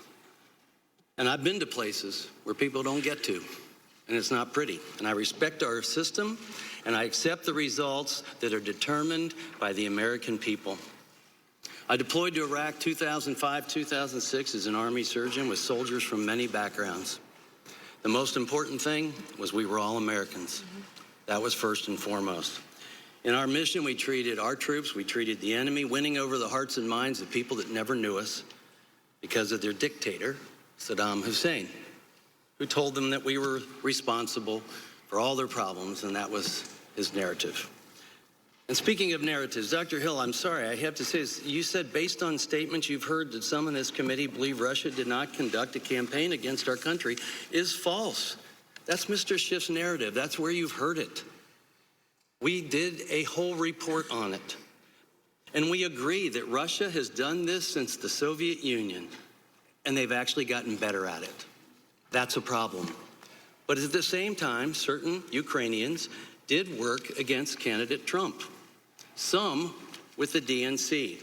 And if that's debunked, why is it Mr. Schiff has denied DNC operative Alexandra Chalupa from testifying to come forward and debunk it?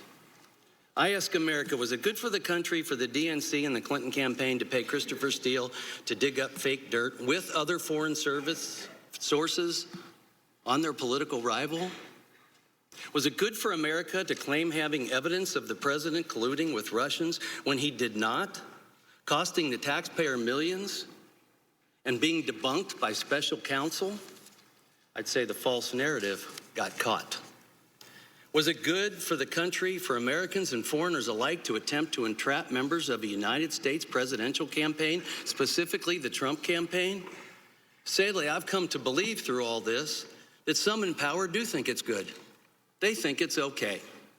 And now we're here in an impeachment proceeding, certainly a right that Congress has, and apparently even with very partisan rules. But I'm curious. This impeachment inquiry was announced by the Speaker before the whistleblower complaint was even out. I'm curious why the lawyer for the whistleblower announced that the coup to impeach the president, that he announced that right after Trump won. That's pretty damning. I know it hurts after losing an election, especially as Americans, we usually get over it. And I imagine it would hurt even more if you were promised a position in the next administration and lost, and your hopes and your dreams are dashed. You know, I've seen hatred for political reasons, specifically on June 14th, 2017 at a ball field in Virginia. And I've seen hatred in war. And I know that hatred blinds people. I've been in war and I've studied war. And coups create division. And it's time for this phase of the publicly announced and proclaimed Democrat coup to end. Thank you for your service. Thanks for being here, and I yield back. Could I actually say something? Because we've had three... Dr. I was going to ask you if you'd like to respond. There have been a number... Gentleman suspended. Dr. Hill, you may respond. No, I think that what Dr. Wenstrup said was very powerful about the importance of overcoming hatred and certainly partisan division. And it's unfortunate that Congressmen Turner and Ratcliffe have both left as well. Because I think all of us who came here under a legal obligation also felt we had a moral obligation to do so. We came as fact witnesses. When I was referring to questions that I'd heard, it was in the context of the deposition that I gave on October 14th, because I was very worried about the turn in which some of the questions were taking. And I understand that the point is being made about individuals, as you've just said, Dr. Wenstrup, and that these articles lay out taking different positions in our elections. I don't believe that there should be any interference of any kind in our election. I think it was unfair for people to already call the election and to make attacks also on candidate Trump and on President Trump. And I know that this has put a huge cloud over this presidency and also over our whole democratic system.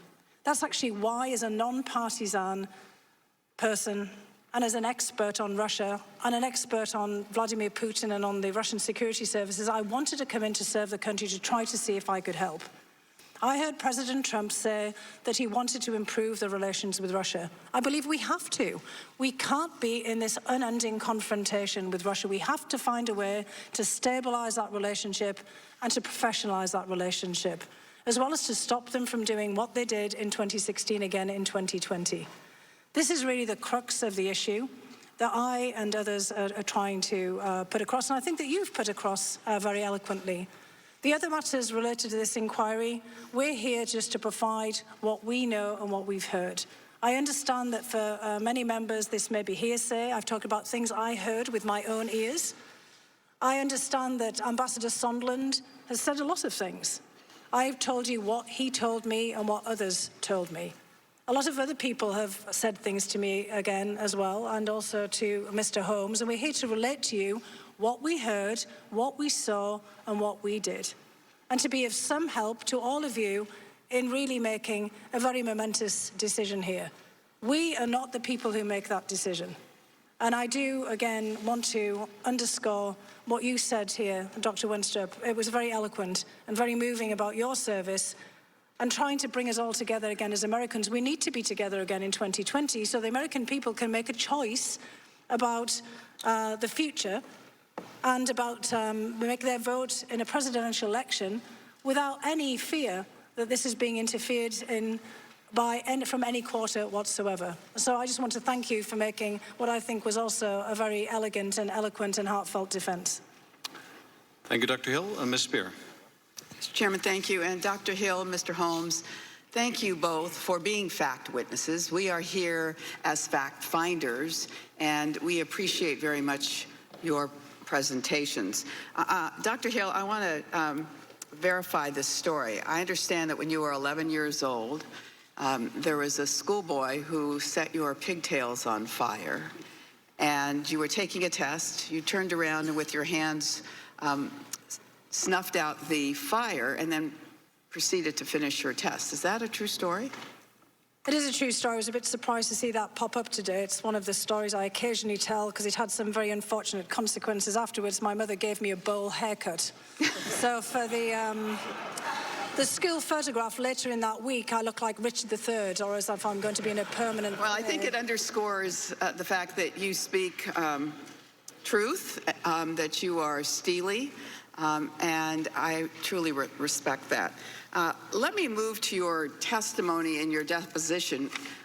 You had indicated you were deeply troubled by Ambassador Yovanovitch's the attacks on her, and you underscored again today that all ambassadors serve at the pleasure of the president.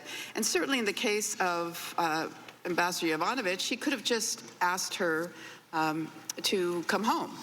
But that didn't happen. In fact, there was a systematic character assassination that went on. It went on from 2018, if I'm not mistaken. But you say, and the most obvious explanation at this point, it has to be said, seemed to be business dealings of individuals who wanted to improve their investment positions inside of Ukraine itself. You were then asked, who do you understand was responsible for her removal? And you said, I understand this to be the result of the campaign that really Mr. Giuliani had set in motion in conjunction with people who were writing articles and, you know, publications that I would have expected better of. And also, you know, just the constant drumbeat of these accusations that he was making on the television. So, Rudy Giuliani was playing fast and furious in Ukraine, it would appear. Is that correct? That's correct. And he had no official tasking within the administration. Is that correct? Not that I had been told of. But he frequently met with Ukrainian officials to request that they open an investigation. So I was led to understand, yes. You testified that Mr. Giuliani's involvement was, quote, a massive complication in terms of our engagement with Ukraine. That's correct. Would you like to explain that? Well, I think I already laid that out in an earlier part of response to some of the questions. We were actually conducting, which, you know, for a lot of the American people might seem to be a rather boring, standard bilateral policy toward Ukraine, pushing them on issues of reform in the energy sector and more broadly. We were concerned, obviously, about corruption in Ukraine. We were trying to help Ukraine regain its sovereignty after the attacks by Russia. So how did Mr. Giuliani's involvement affect you? Well, we basically had worked out over a course of 2 years and in close conjunction with the embassy in Kiev, an interagency agreed action plan. And these are things that, in fact, Colonel Vindman and others were working on, basically moving forward on the various issues that were on the list of items. Clearly, Rudy Giuliani and other people didn't care at all about this. All right. Frankly, Ambassador Sondland wasn't particularly interested in it either. It's quite boring. It wouldn't make for good copy in the press. And it's the kind of thing that everybody in a routine moves forward on. Mr. Holmes, you talked about the extraordinary power that Russia tries to assert against Ukraine. So since President Zelensky never got his White House meeting, doesn't that make Ukraine look weak, and doesn't that benefit Russia? Absolutely, it All right. does. So promoting Putin's false claim of Ukraine intervention into the U.S. election also benefits Russia, doesn't it? It does. So when President Trump meets privately with Vladimir Putin at the G20 summit, who does that benefit? Well, it doesn't help Ukraine. It doesn't help Ukraine. And by President Trump calling Ukraine corrupt and not North Korea, for instance, does that accrue to Russia's benefit? Again, it doesn't help Ukraine. All right. I thank you, and Mr. Chairman, I'll yield the rest of my time to you. You're yielding me 3 seconds.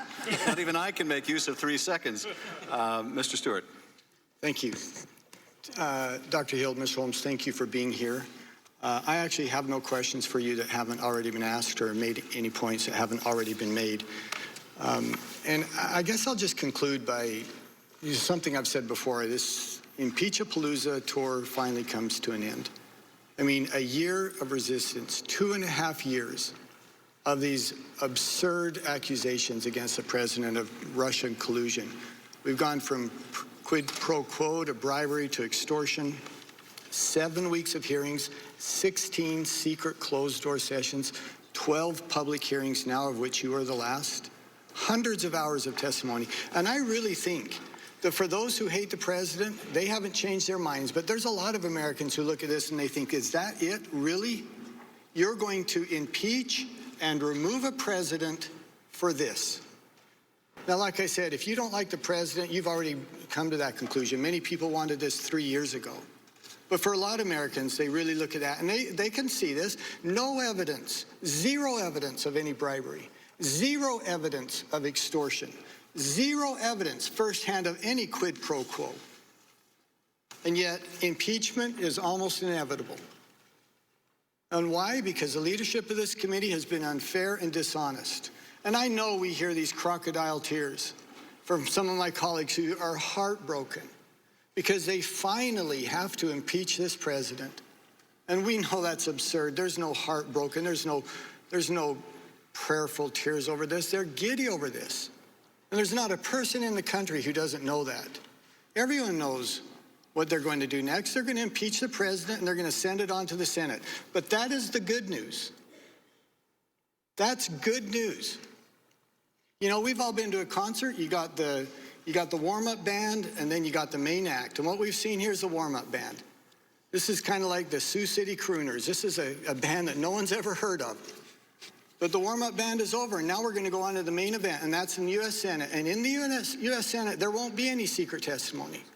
There's not going to be dishonest leadership or a chairman who refuses to let us ask appropriate questions or to deny a defense. Where in the world, where in the country do you have a trial where the prosecution presents their case and the defense isn't able to?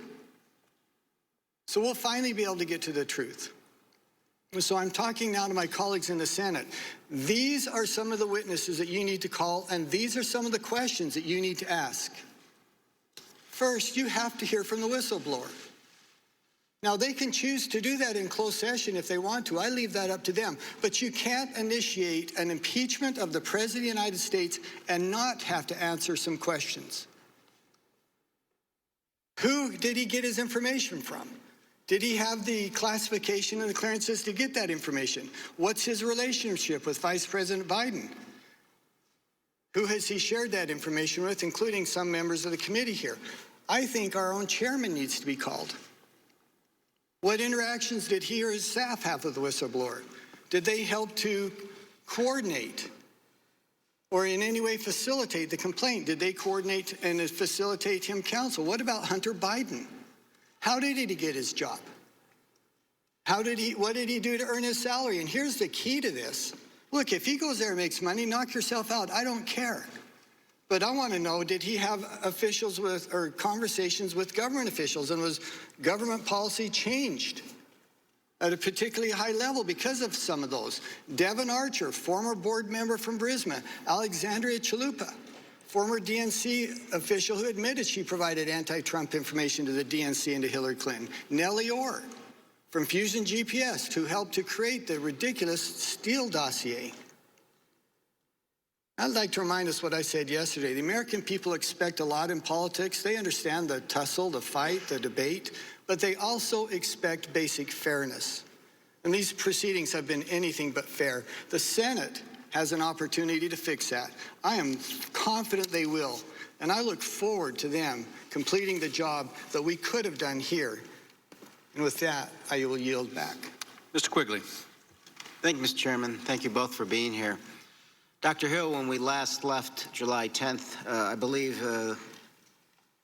Ambassador Bolton said to you, you go and tell Eisenberg that I am not part of whatever drug deal Sondland and Mulvaney are cooking up on this. and you go tell him what you heard and what I've said. That's correct, is that right? That's correct, sir, yes. And John Eisenberg, he's the chief lawyer for the National Security Council, correct? He is, yes. And you went to see him. I did go to see him. And correct. what did you say to him that day? I basically gave him the same summary that I've given to you on the 10th of July. Of what took place? Of what took place, correct. Including some of the details that I shared with you as well, the sequencing and what transpired as I was walking in. Now, did you have one or two meetings with him about that? He did not have a great deal of time on the 10th, and I gave him the quick summary, and we agreed that we would meet again on the 11th, on July 11th, the next day. And I also wanted to bring in with me my colleague, Wells Griffith, our Senior Director for Energy, who'd been sitting with me on the sofa for the first portion of the meeting. And I also suggested that he speak to Colonel Vindman separately as well, because Colonel Vindman was in the wardroom when I arrived and had obviously been engaged in some discussion before I got there, because as I got into the room, they were clearly in the course of, sorry, with the microphone, clearly in the course of conversation. And I thought it was important for John Eisenberg to hear from Colonel Vindman himself what his recollections of the meeting were. Did you raise the concerns that Ambassador Bolton had raised to you, to Mr. Eisenberg? I certainly did. The first thing I related to him was exactly and precisely what Ambassador Bolton had asked me to. In the course of those two meetings, what was Mr. Eisenberg's response? Mr. Eisenberg took it all very seriously. He said, for example, that Colonel Vindman should feel free, he said this to me, in future to go and bring any concerns to him about these meetings. Similarly, myself and any others, if there was any subsequent follow-up in terms of these issues being raised again with any of the parties in the future. He didn't say anything in response about how he took that meeting, how he would describe it, or if he had any, did he raise any concerns about what you told him that took place? No, he did not. He listened very carefully to all of the information that we imparted. Now, back to that July 10th meeting, the second meeting that's in the wardroom, correct? That's correct. Now, who's in that meeting besides yourself, the two Ukrainians? Mr. Danilyuk and Mr. Yermak's aide, Ambassador Volker, Ambassador Sondland, and then a couple of people who I think were from the State Department. I wondered for a while if one of Secretary Perry's group had been there too. But I honestly cannot remember. But Ambassador Volker was there during that entire He was there, but he didn't actually speak very much during that meeting. And I heard his deposition, and I read his deposition where he didn't really recall that encounter. Again, he didn't really speak. Ambassador Sondland was doing most of the speaking. Yeah, and I think you described it as you came in, Ambassador Sondland was talking about how he had an agreement with Chief of Staff Mulvaney for a meeting with the Ukrainians if they were going forward with the investigations. While this was taking place and afterwards, how were the Ukrainians reacting to what was being said? Well, at the time, Mr. Yermak was quite impassive. I said that he had an aide with him, and his aide was sitting next to him in the original meeting with Ambassador Bolton and was, you know, from time to time, actually was on this side, whispering to him. So I wasn't sure myself, because I had not met Mr. Yermak before, about how good his English was. So I wasn't sure, perhaps Mr. Holmes might be able to reflect on that, as to whether he was, you know, having some points of clarification from the aide. He understood what was happening. Yeah, so I wasn't entirely sure if he was following all of the back and forth. Mr. Danilyuk, who I know very well and speaks very good English, looked quite alarmed. I think he was more alarmed at the fact that there was this back and forth between Ambassador Sondland and Colonel Vindman, then with me, about the meeting. Clearly, they very much wanted to have this meeting, and here are some US officials arguing about the meeting in front of him, and that was obviously very uncomfortable for him. Did you have any follow-up to that, sir? Just to add that Danilyuk speaks perfect English, and Yermak can get by in meetings, but often does ask for clarifications. Given the time, I would yield back. Ms. Stefanik. Before I turn to our witnesses, I just wanted to say to my Democratic colleagues, not a single Republican member of this committee has said that Russia did not meddle in the 2016 elections. As the ranking member stated, we published a report focused on Russian active measures in 2016 with policy recommendations as to how we strengthen our cyber resiliency and election security to counter Russia. I myself have worked with members of this very committee on this issue, but also on the House Armed Services Committee. So to have our Democratic colleagues say these untruthful statements just reeks of political desperation in their continued obsession to manipulate mainstream media coverage. But the good news is the American people understand that this has been a partisan process from the start. The Democratic coordination with the whistleblower, the incessant and astounding leaks, the unprecedented closed-door process, closed to the majority of members, closed to the press, closed to the people, starting this inquiry without taking a vote. And then when finally forced to take a vote, the vote was with bipartisan opposition. Now, with 4 minutes left, I'm going to turn to our two witnesses. Thank you both for your service. Thank you, Dr. Hill, for your comments on the personal attacks. I wanted to ask you each fact-based questions. Dr. Hill, you testified that you handed over your duties on the NSC to Tim Morrison on July 15th and that you physically left the White House on July 19th, correct? That is correct, yes. So that means that by the time there was the July 25th call with President Trump and President Zelensky, you were no longer on the NSC, correct? Actually, I was still technically on the payroll of the NSC until the end of August 30th of 2019, but I was not physically in the building, and I'd handed over my duties to Mr. Morrison. And you were not on the call? I was not on the call, that is absolutely correct. And it's also correct that you did not participate in the preparation of talking points or the specific coordination of setting up the call? Not for that call, but let me just say for the record that there had been a long anticipation that eventually there would be a call. So there was a call package that was prepared in advance. I just cannot say how much of that call package that had perhaps been prepared since, for example, the inauguration of President Zelensky was then used as the basic material for that call. So I did take part in the preparation of that standard call package, but I did not take part in any preparation for the specific call on July 25th. And the first time you actually read the transcript of the call was when it was released to the public? That's correct. Mr. Holmes, I wanted to turn to you. Good to see you again. Thank you for mentioning the bipartisan delegation that I led on behalf of the House Armed Services Committee with my friend, Representative Anthony Brown from Maryland. We did have an exceptionally informative visit where we highlighted the bipartisan congressional support for Ukraine, in particular the importance of countering Russian aggression. And we discussed in the briefings at the embassy the importance of defensive lethal aid in the form of javelins, which, as you both, I think you stated today, is, quote, an important strategic deterrent to Russia. And I just want to highlight on the record, I know this has been asked, the javelins were provided by the Trump administration and not the Obama administration, correct? That's correct. And I would just say, I think we discussed the importance of all our security assistance to Ukraine, not just the javelins. Absolutely, all of our security assistance, which I strongly support. Again, thank you for being a host on that. Dr. Hill, turning back to you, there's been discussion about the process of scheduling the meeting between President Zelensky and President Trump.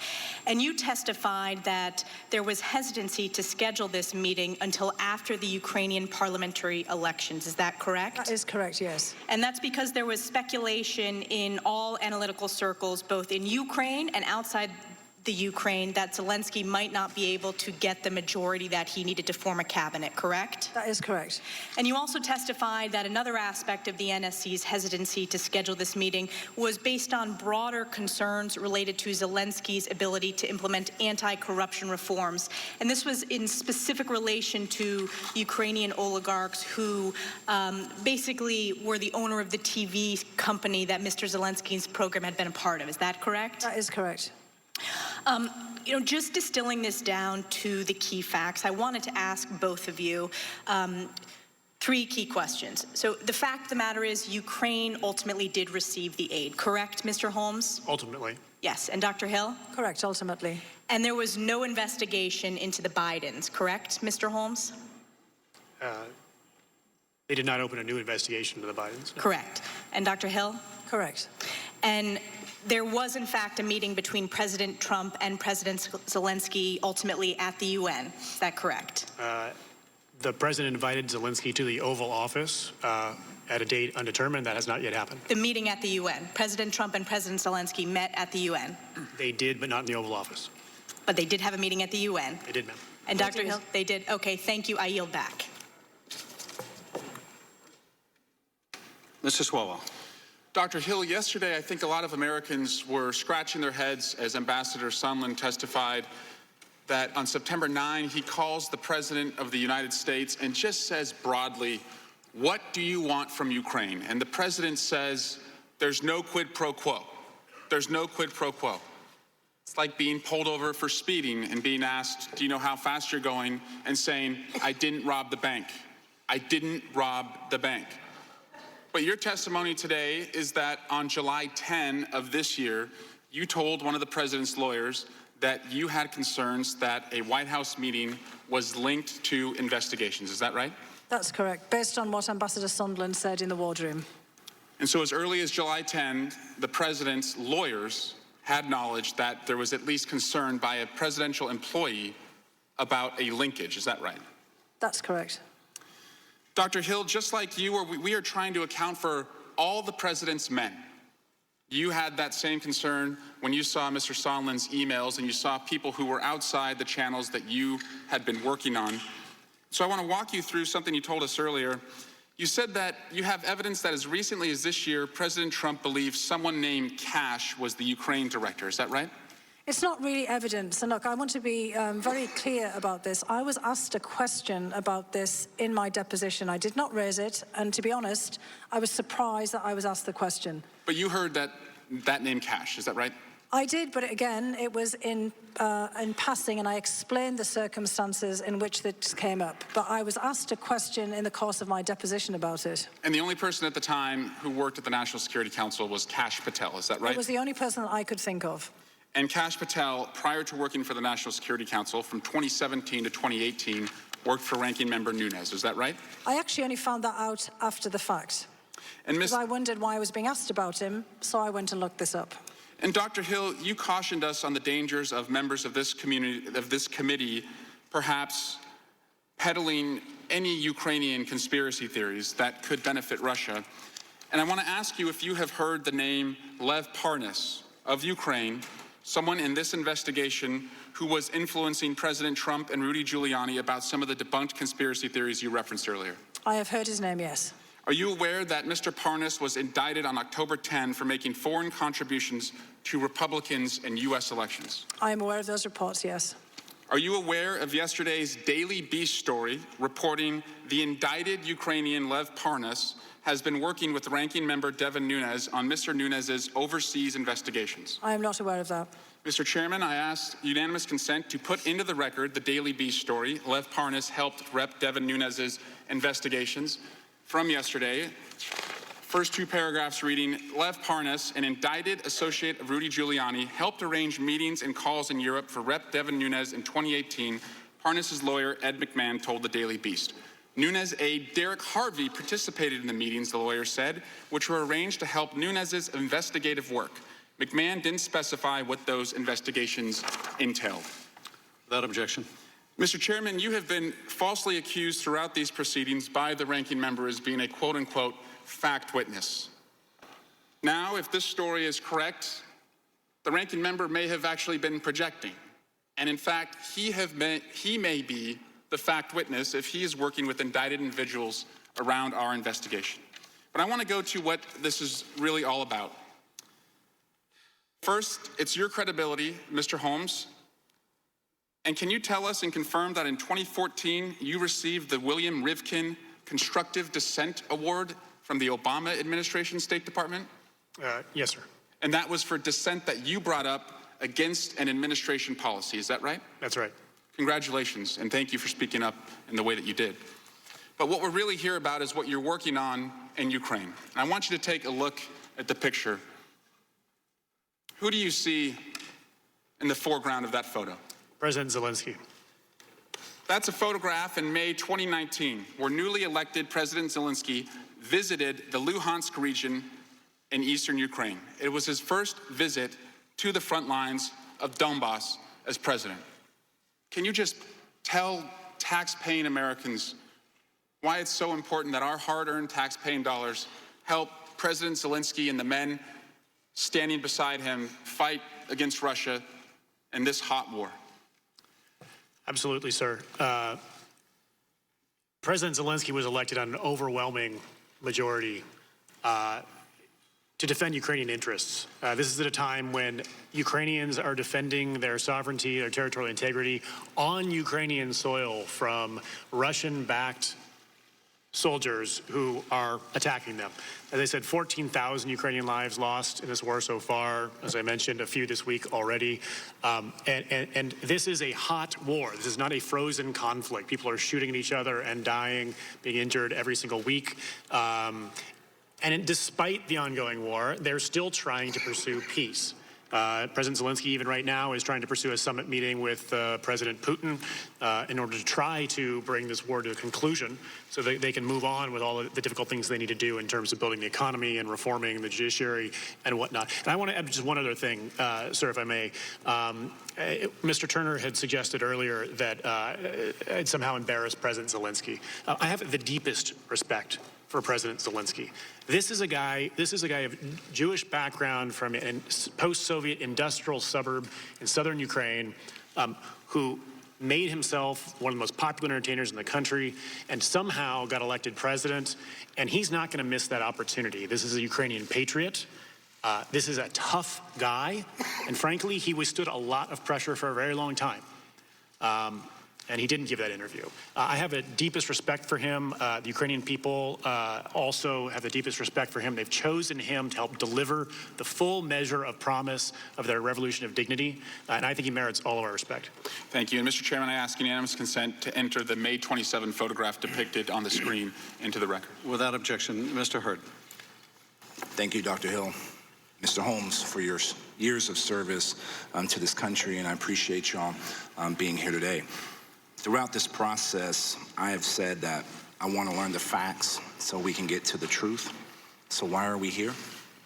Because of two things that occurred during the President's July 25th phone call with Ukrainian President Zelensky.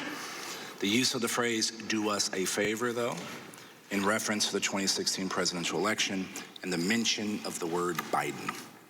I believe both statements were inappropriate, misguided foreign policy, and it's certainly not how the executive, current or in the future, should handle such a call. Over the course of these hearings, the American people have learned about a series of events that, in my view, have undermined our national security and undercut Ukraine, a key partner on the front lines against Russian aggression. We've heard of U.S. officials carrying uncoordinated, confusing, and conflicting messages that created doubt and uncertainty in Kyiv at a time when a new reformist administration has just taken office and was ready to fight corruption and work with us to advance other U.S. objectives. I disagree with this sort of bungling foreign policy. But through these hearings, many of my colleagues have unwittingly undermined the Ukrainian government by suggesting that it is subservient to the United States, and without the United States, they wouldn't be able to function. The Ukrainians, as you stated, Mr. Holmes, is in a hot war with Russia, and they are holding their own. We could benefit from the experience of the Ukrainians, not the other way around.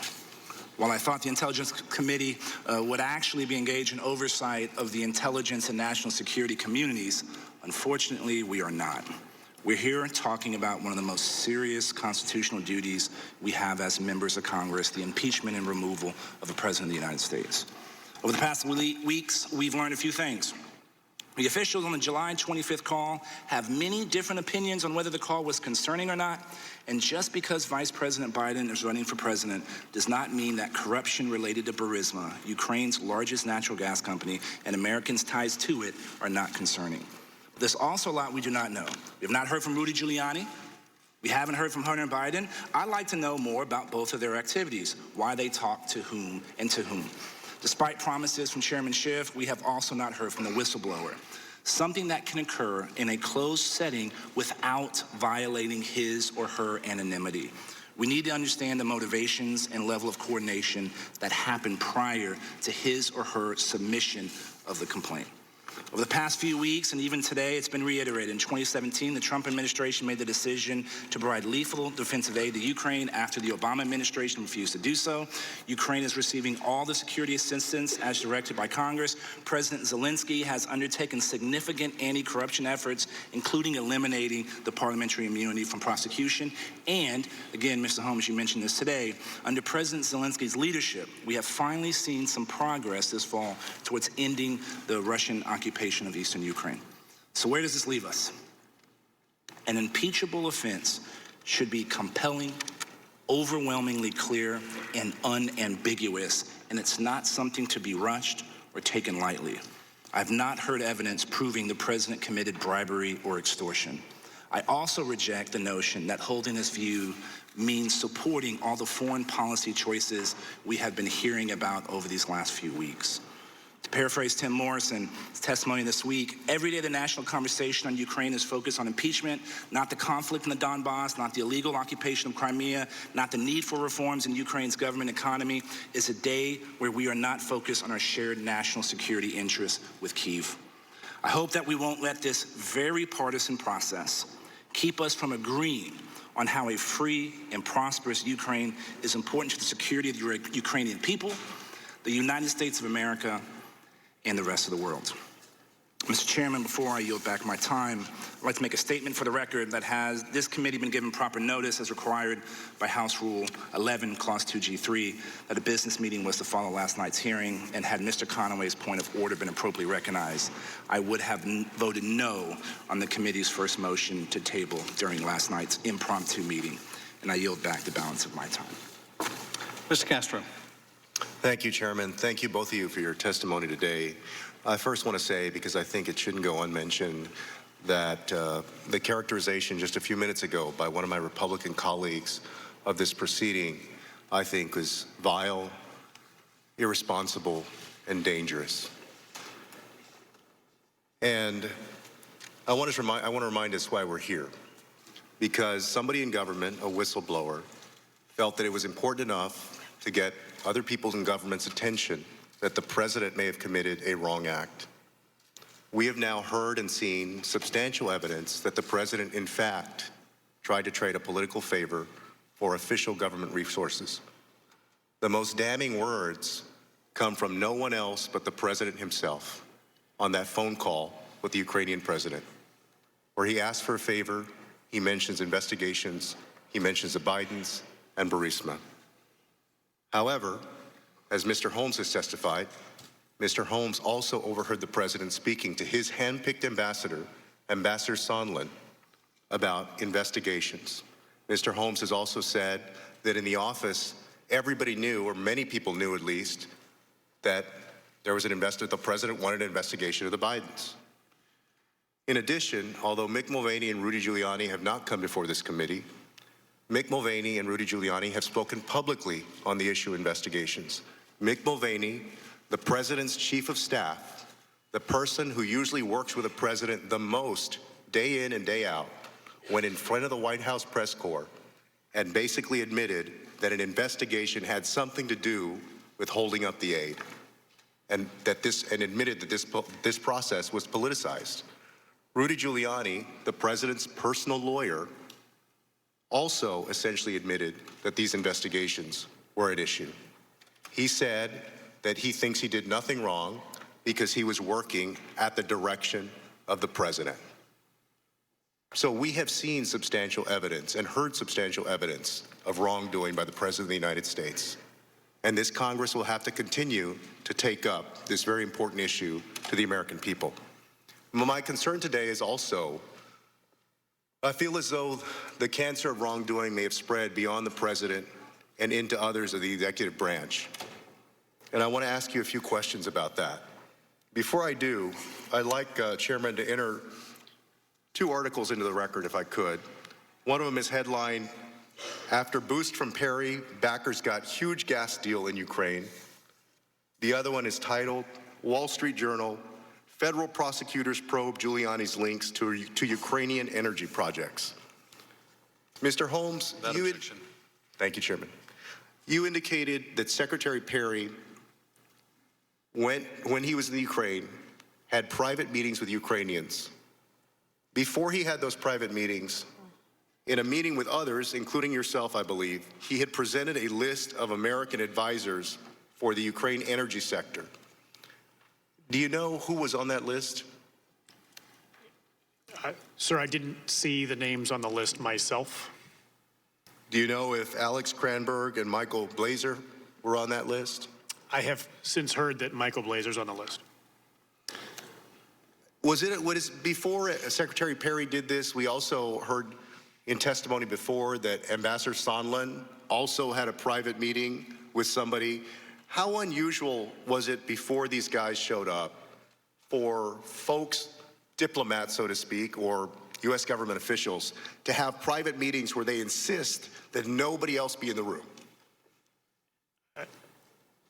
Very rare, almost never. Okay.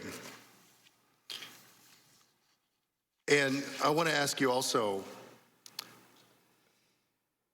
about the precedent that we set, both of you. I know you're here as fact witnesses, but you're also public servants for this country. The precedent that this Congress would set, putting aside Donald Trump for a second, if the Congress allows a president of the United States, now or later, to ask a foreign government, head of state, to investigate a political rival, what precedent does that set for American diplomacy, for the safety of Americans overseas, and for the future of our country? It's a very bad precedent. Very bad precedent, and going forward, if that were ever the case, I would raise objections. Thank you both. I yield back, Chairman. Mr. Ratcliffe. Thank you, Chair. I want to return the favor and recognize my colleague, yield to my colleague, Congressman Conaway. Thank you, Mr. Chairman. Dr. Hill, I don't think there's a lot of questions that one of Putin's primary objectives within the United States is to foment unrest within our nation, to cause us to have lose confidence in our elections, the results of the elections, those kind of things. There is tension, though, in conducting our businesses the way we should, and playing into Putin's hands. As an example, while I disagree with what we're doing here today, it's under our Constitution, and my colleagues on the other side of the aisle believe that they are functioning under that Constitution. These hearings, this issue is very divisive within our country, and is continuing to push that way. I think that plays into Putin's hands inadvertently. Maybe nothing we can do about that. But there are certain things we can do as individuals that wouldn't play into his hands. And one of them would be that the loser in the 2016 election has for 3 years continued to argue that because she won the popular vote, as she and her friends won the popular vote, that somehow the election was inappropriate and that we shouldn't trust it, that the Electoral College victory, which was resounding, shouldn't be trusted. Does that help Putin or play into the narrative that he would like for us to do, that our elections are somehow rigged and shouldn't be trusted? Yes, it does. So the RT, Putin's, would you agree with me that RT is Putin's propaganda machine here in the United States? I would agree with you, yes. So is it appropriate for the RT to be used to affect public policy in our nation? As an example, there have been a long series of advertisements or programs on RT going against fracking that saying that's bad and trying to affect public policy in the United States. Is that appropriate use, or should Americans be paying attention to that? In the sense that Americans should be paying attention that RT and other outlets are used to propagate this kind of information, absolutely. I wasn't quite sure what you meant about should Just be paying that attention. fracking is a controversial issue within our nation. If we did away with fracking, the United States would not be in a position today to dominate the oil production within the world and would play into strengthening Putin's hands with respect to That's the oil. correct. And actually, I'd like to point out that in 2011, in November 2011, I actually sat next to Vladimir Putin at a conference in which he made precisely that point. It was the first time that he had actually done so to a group of American journalists and experts who were brought to something called the Valdai Discussion Club. So he started in 2011 making it very clear that he saw American fracking as a great threat to Russian interests. We were all struck by how much he stressed this issue, and it's since 2011 and since that particular juncture that Putin has made a big deal of this. So the extent that Americans pay attention to RT and are misguided by whatever propaganda he's going, it's not in our nation's best interest. Mr. Holmes, in your role, you're privileged to an awful lot of stuff, official things and things that are best kept between you and the official folks that you deal with. Is there an expectation among the principals that you represent that you will exercise some discretion in what you share with others about what goes on? Yes, sir. In your deposition, you made well, first off, we had a hard time pinning down the number of people that you've actually had this conversation with about the conversation that you overheard. Now, our ambassador had no expectation of privacy. He's blustering around and doing what he's done, but we couldn't figure out how many people you actually shared that information with. And I would argue that the information is unflattering to the president, unflattering to the ambassador, and that your discretion is at odds here. I mean, your testimony, your deposition said you shared that with folks who you thought would find it interesting. Well, I'd argue that everybody on the back row would find it interesting, but I don't know that that's necessarily a criterion. So on a go-forward basis, can you articulate that in the future, when you're privileged to certain circumstances that would be embarrassing to the principal, that if it's official that you share with the ambassador, that's fine, but the folks outside the embassy or folks even within the embassy that don't have a need to know, that you wouldn't regale them with your recounting of those instances? Sir, I think it was Gordon Sondland who showed indiscretion by having that conversation over. No, you're well. That's the first thing. Second thing is, excuse me, Mr. Holmes. Let me clarify the question. Mr. Holmes, the question wasn't. Excuse me, let him answer your question, sir. It's my question. You're exactly right, and I get to clarify my question to get the answer. And I'm hopeful I get in a few more seconds because of the interruption from the chairman. His patience is growing thin. I was working hard not to irritate him again, but I failed again. The question is of you, Mr. Holmes. Your discretion. Gordon Sondland did not expect privacy. I got that. But you're going to be in rooms you've been in rooms 17 years where people trust that when whatever went on in that room and left, that you kept it to official channels, that you didn't share all that information with other folks. I'm just asking you to argue on your own behalf that interesting is not some sort of a criterion that you would use when you share information from meetings. Simple, straightforward question. Sir, I shared the information that I needed to share with the right people who needed to know it. I did not share any information that people didn't need to know. But you did use the word interesting Mr. in your deposition. Your time is expired. It certainly was interesting, sir. And I would also hate to think that what I brought before this process, I shouldn't have done that. I've come here because you subpoenaed me to share what I know, and I've done that. As long as you were cut off when you were talking about Mr. Sondland's indiscretion, did you want to finish that answer? I think... Mr. Chairman, that's patently unfair.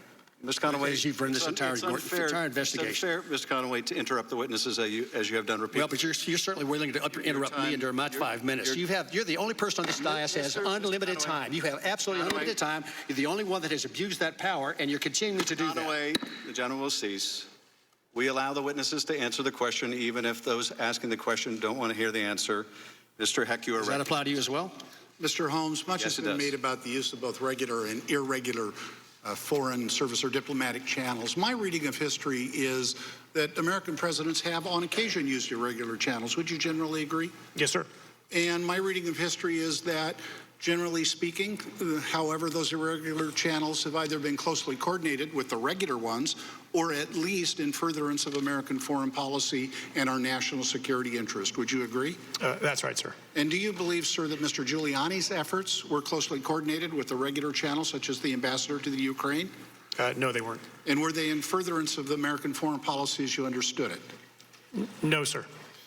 Mr. Holmes, if left unchecked, do you think that Russia would either by means of force or other malign means subjugate Ukraine, attempt to render it a client state, if not occupy it?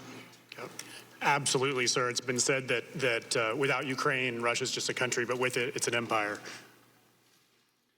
You know, I feel like I've been treated to a Gatling gun fire of myth propagation over the last couple of weeks, and it reminds me of that old expression about the big lie. If you tell it often enough and keep repeating it, that people will come to believe it. And I think we've been subjected to some of that. Here's a sample. The president didn't solicit campaign assistance from Ukraine in a clear violation of federal law. Yes, he did. The president didn't withhold vital military assistance in furtherance of his objective to obtain that campaign assistance. Yes, he did. Rudy Giuliani was acting just on his own, kind of as a rogue. No, he wasn't. That all this is business as usual. This happens all the time. The courage to speak up. And no, it isn't. Those are just some of the big lies. But here's the big truth. The president did it. He did it. We all just came from the floor. And it's a majestic chamber. And in the front of the chamber, there are only two portraits. On the left, looking forward, is my favorite president, George Washington. And on the right is the Marquis de Lafayette, who came to this country to help us stand up our fledgling democracy. So here's another big truth. Without his help, we probably never would have gotten off the ground. And that assistance from many other countries who are helping us to create something that had never been created before. It was an audacious idea. This notion of a democracy, of self-governance, of freedoms such as speech and press and religion and expression and assembly, and most of all, that it would be rooted in the premise of the rule of law. Not monarchs, not military strongmen, but the rule of law. Others helped us to get here, and we wouldn't be here without them. And I frankly feel like we're almost in a little bit of a pay it forward moment. So when the president did it, he put at risk the security of Ukraine, a strategic ally and a nascent democracy with their masses yearning to breathe free, who 6 years ago this day, when their government said we're not going to sign that memorandum of agreement with the European Union, rose up and took to the streets because they wanted, frankly, what we have. And when the president did it, he put our own national security at risk. But what he did, most importantly, was put at risk that idea that makes us exceptional. Because I do believe America is truly exceptional. We are a country rooted in something that nobody has ever tried before, rule of law. He put that at risk when he did what he did. The president did it. And the only question that remains is, what will we do? I yield back, Mr. Chairman. Mr. Jordan. Thank you, Mr. Chairman. Dr. Hill, during your deposition, I asked you, was Christopher Steele's dossier a rabbit hole? Do you remember the answer you gave to that Yes, question? I thought it was a rabbit hole. Yeah, and you also said a couple pages later in the deposition, or in the transcript that I have here of your deposition, that you thought he got played. Is that fair? That is fair, yes. I was struck by a number of things you said in your statement, a number of things I thought were right on the target, and one was on page 7. You said this: President Putin and the Russian security services weaponize our own political opposition research. And that is exactly what happened in 2016. Exactly what happened. You called it, you knew it, you saw it. The DNC hired Perkins Coie, who hired Fusion GPS, who hired Christopher Steele, who talked to Russians, who gave him a bunch of dirt, bunch of National Enquirer garbage that he compiled in a dossier, and our FBI used it. They used it as part of their investigation that they opened in July of 2016, where they spied on 2 American citizens associated with the presidential campaign. My guess is that's probably never happened in American history, and exactly what Dr. Hill talked about is what happened in 2016. Exactly what she talked about. And for 10 months, Jim Comey and his team did an investigation. And after 10 months, they had nothing. Because we deposed Mr. Comey, and he told us after 10 months we didn't have a thing. But that didn't matter. That didn't matter. We got the Mueller investigation. $32 million, 19 lawyers, 40 FBI agents, 500 search warrants, 2,800 subpoenas, and they came back this spring, and what'd they tell us? No collusion, no conspiracy, no coordination. But the guys on the other side don't care. They don't care. They're doing what Dr. Hill said a number of important things in her opening statement. They're doing exactly what Dr. Hill talked about. The impact of a successful 2016 Russian campaign remains evident today. Our nation is being torn apart. Torn apart.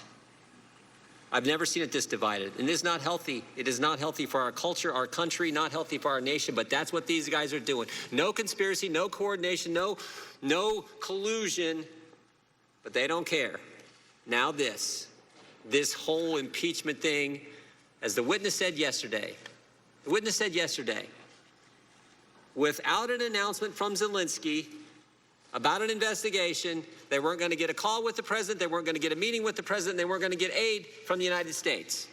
But guess what? Ukraine, they got the call, they got the meeting, and they got the money, and there was never an announcement of any type of investigation. But they don't care. They're going to move forward. There's going to be some kind of report. They're going to send I assume, something to the Judiciary Committee, and the process is going to go forward, and there'll be a trial in the Senate, all based on some anonymous whistleblower who came forward with no firsthand knowledge, who's biased against the president, who worked with Joe Biden. Now all this. This is, Dr. Hill's right. She said it. We got to stop this. But they're not going to. And they're doing it all 11 and a half months before the next election. And I think maybe the most telling thing is what the Speaker of the House said Sunday. Speaker of the House said Sunday. This is scary. Speaker of the House said Sunday. National Sunday morning TV show. She said the president is an imposter. The guy that 63 million people voted for, who won an electoral college landslide, the Speaker of the House of Representatives called the President of the United States an imposter. Sad. It is sad what the country's going through. I wish it would stop, but unfortunately, I don't think it is. Mr. Chairman, I yield back. Mr. Welch. I want to use my time to speak directly to my colleagues and to the American people. Today's witnesses and the ones we've been privileged to have before the committee over the last 2 weeks have provided an invaluable service to our country, not just in all your careers, but in having the courage and the patriotism to share your facts with the American people. And you do so at considerable risk to yourselves, but you've clearly stepped forward for the simple fact you believe it's your duty. In all, your testimony reaffirms a very central fact. President Trump conditioned our foreign policy and national security on getting a valuable political benefit from Ukraine. He wanted Ukraine's new president to create ethical questions about Joe Biden by publicly announcing investigations, and to pressure President Zelensky to take that action that would benefit his personal political interest. He withheld vital military aid to Ukraine and refused to meet with President Zelensky in the Oval Office. And as we heard from Mr. Holmes and Dr. Hill today, that meeting was extraordinarily important to Ukraine and extraordinarily important in sending a message to Russia about our unyielding support. The witnesses have made it absolutely clear what the president did. And it's equally clear that President Trump has launched a cover-up and disinformation campaign to hide this abuse of power from the American people. That's why the administration refuses to provide documents to this committee. And it's why the White House has taken the unprecedented position that senior officials could ignore congressional subpoenas and refuse to testify. That's why Acting Chief of Staff Mulvaney, Secretary of State Pompeo, and others have not testified. Now the president and even some members of this committee are pretending this is normal. It is not. It must never be. No other president has betrayed his office like this by putting his own small political interest above our national interest and our national security. You know, I asked some of our witnesses what would happen in any American city or town if the mayor stopped funding the police department until the chief of police launched an investigation into the mayor's political rival, or a governor or a member of Congress did that. And the answer was clear. It would be wrong, it would be illegal, and it wouldn't be tolerated. It would violate the most basic trust we have in public officials. If it happened with a military commander, a court-martial would follow. If it happened with a corporation, a CEO would be fired. We all know this kind of conduct is wrong, but the president continues to say it isn't. He says it's perfect, and he'd do it again tomorrow. The same rules apply to mayors, governors, members of Congress, CEOs, and everyone else in America. They apply to the president too. Whether you're a Republican or a Democrat, you like MSNBC or Fox, I think every American believes in one of our nation's founding principles. No person is above the law, not even the president. On July 24th, Director Mueller testified about Russian state-sponsored systematic interference in our 2016 election. He expressed apprehension this could become the new normal. The day after, on July 25th, President Trump spoke to President Zelensky and asked a favor. That favor was that Ukraine interfere in our 2020 election. If we allow this to stand, to become the new normal, it will be the standard for all future presidents. In good conscience, none of us can do that. This conduct corrupts our democracy. It corrupts how our country conducts foreign policy. It threatens our national security and the security of all Americans. And it is, in my view, a clear betrayal of the president's oath of office. I yield back. Mr. Maloney. Mr. Chairman, two quick housekeeping matters. Ask unanimous consent to enter into the record an ABC News story. This one's for my friend, Mr. Stewart, entitled 70% of Americans say Trump's actions tied to Ukraine were wrong, dated November 18th, 2019. Without objection. Also ask unanimous consent to enter into the record a New Yorker story entitled The Invention of the Conspiracy Theory on Biden and Ukraine, how a conservative dark money group that targeted Hillary Clinton in 2016 spread the discredited story that may lead to Donald Trump's impeachment. Jane Mayer, October 4th, 2019. Without objection. Good afternoon. Thank you for being here. Dr. Hill, first of all, I thought that was some epic mansplaining that you were forced to endure by my colleague, Mr. Turner, and I want you to know some of us think it was inappropriate, but I appreciate your forbearance. Let me ask something. I'm fascinated by this meeting, two meetings really, on July 10th. You have the meeting in Mr. Bolton's office. Sondland says this thing about investigations. Bolton ends the meeting. Photo. There's a follow-on meeting in the wardroom. And you get there a little late, and Vindman is talking to Sondland, and they're already going at it about Sondland's desire to assert that the meeting's going to happen if there's these investigations. That, in sum and substance, what's going on? That's it, right, yes. And what I want to understand is this isn't a policy disagreement, right?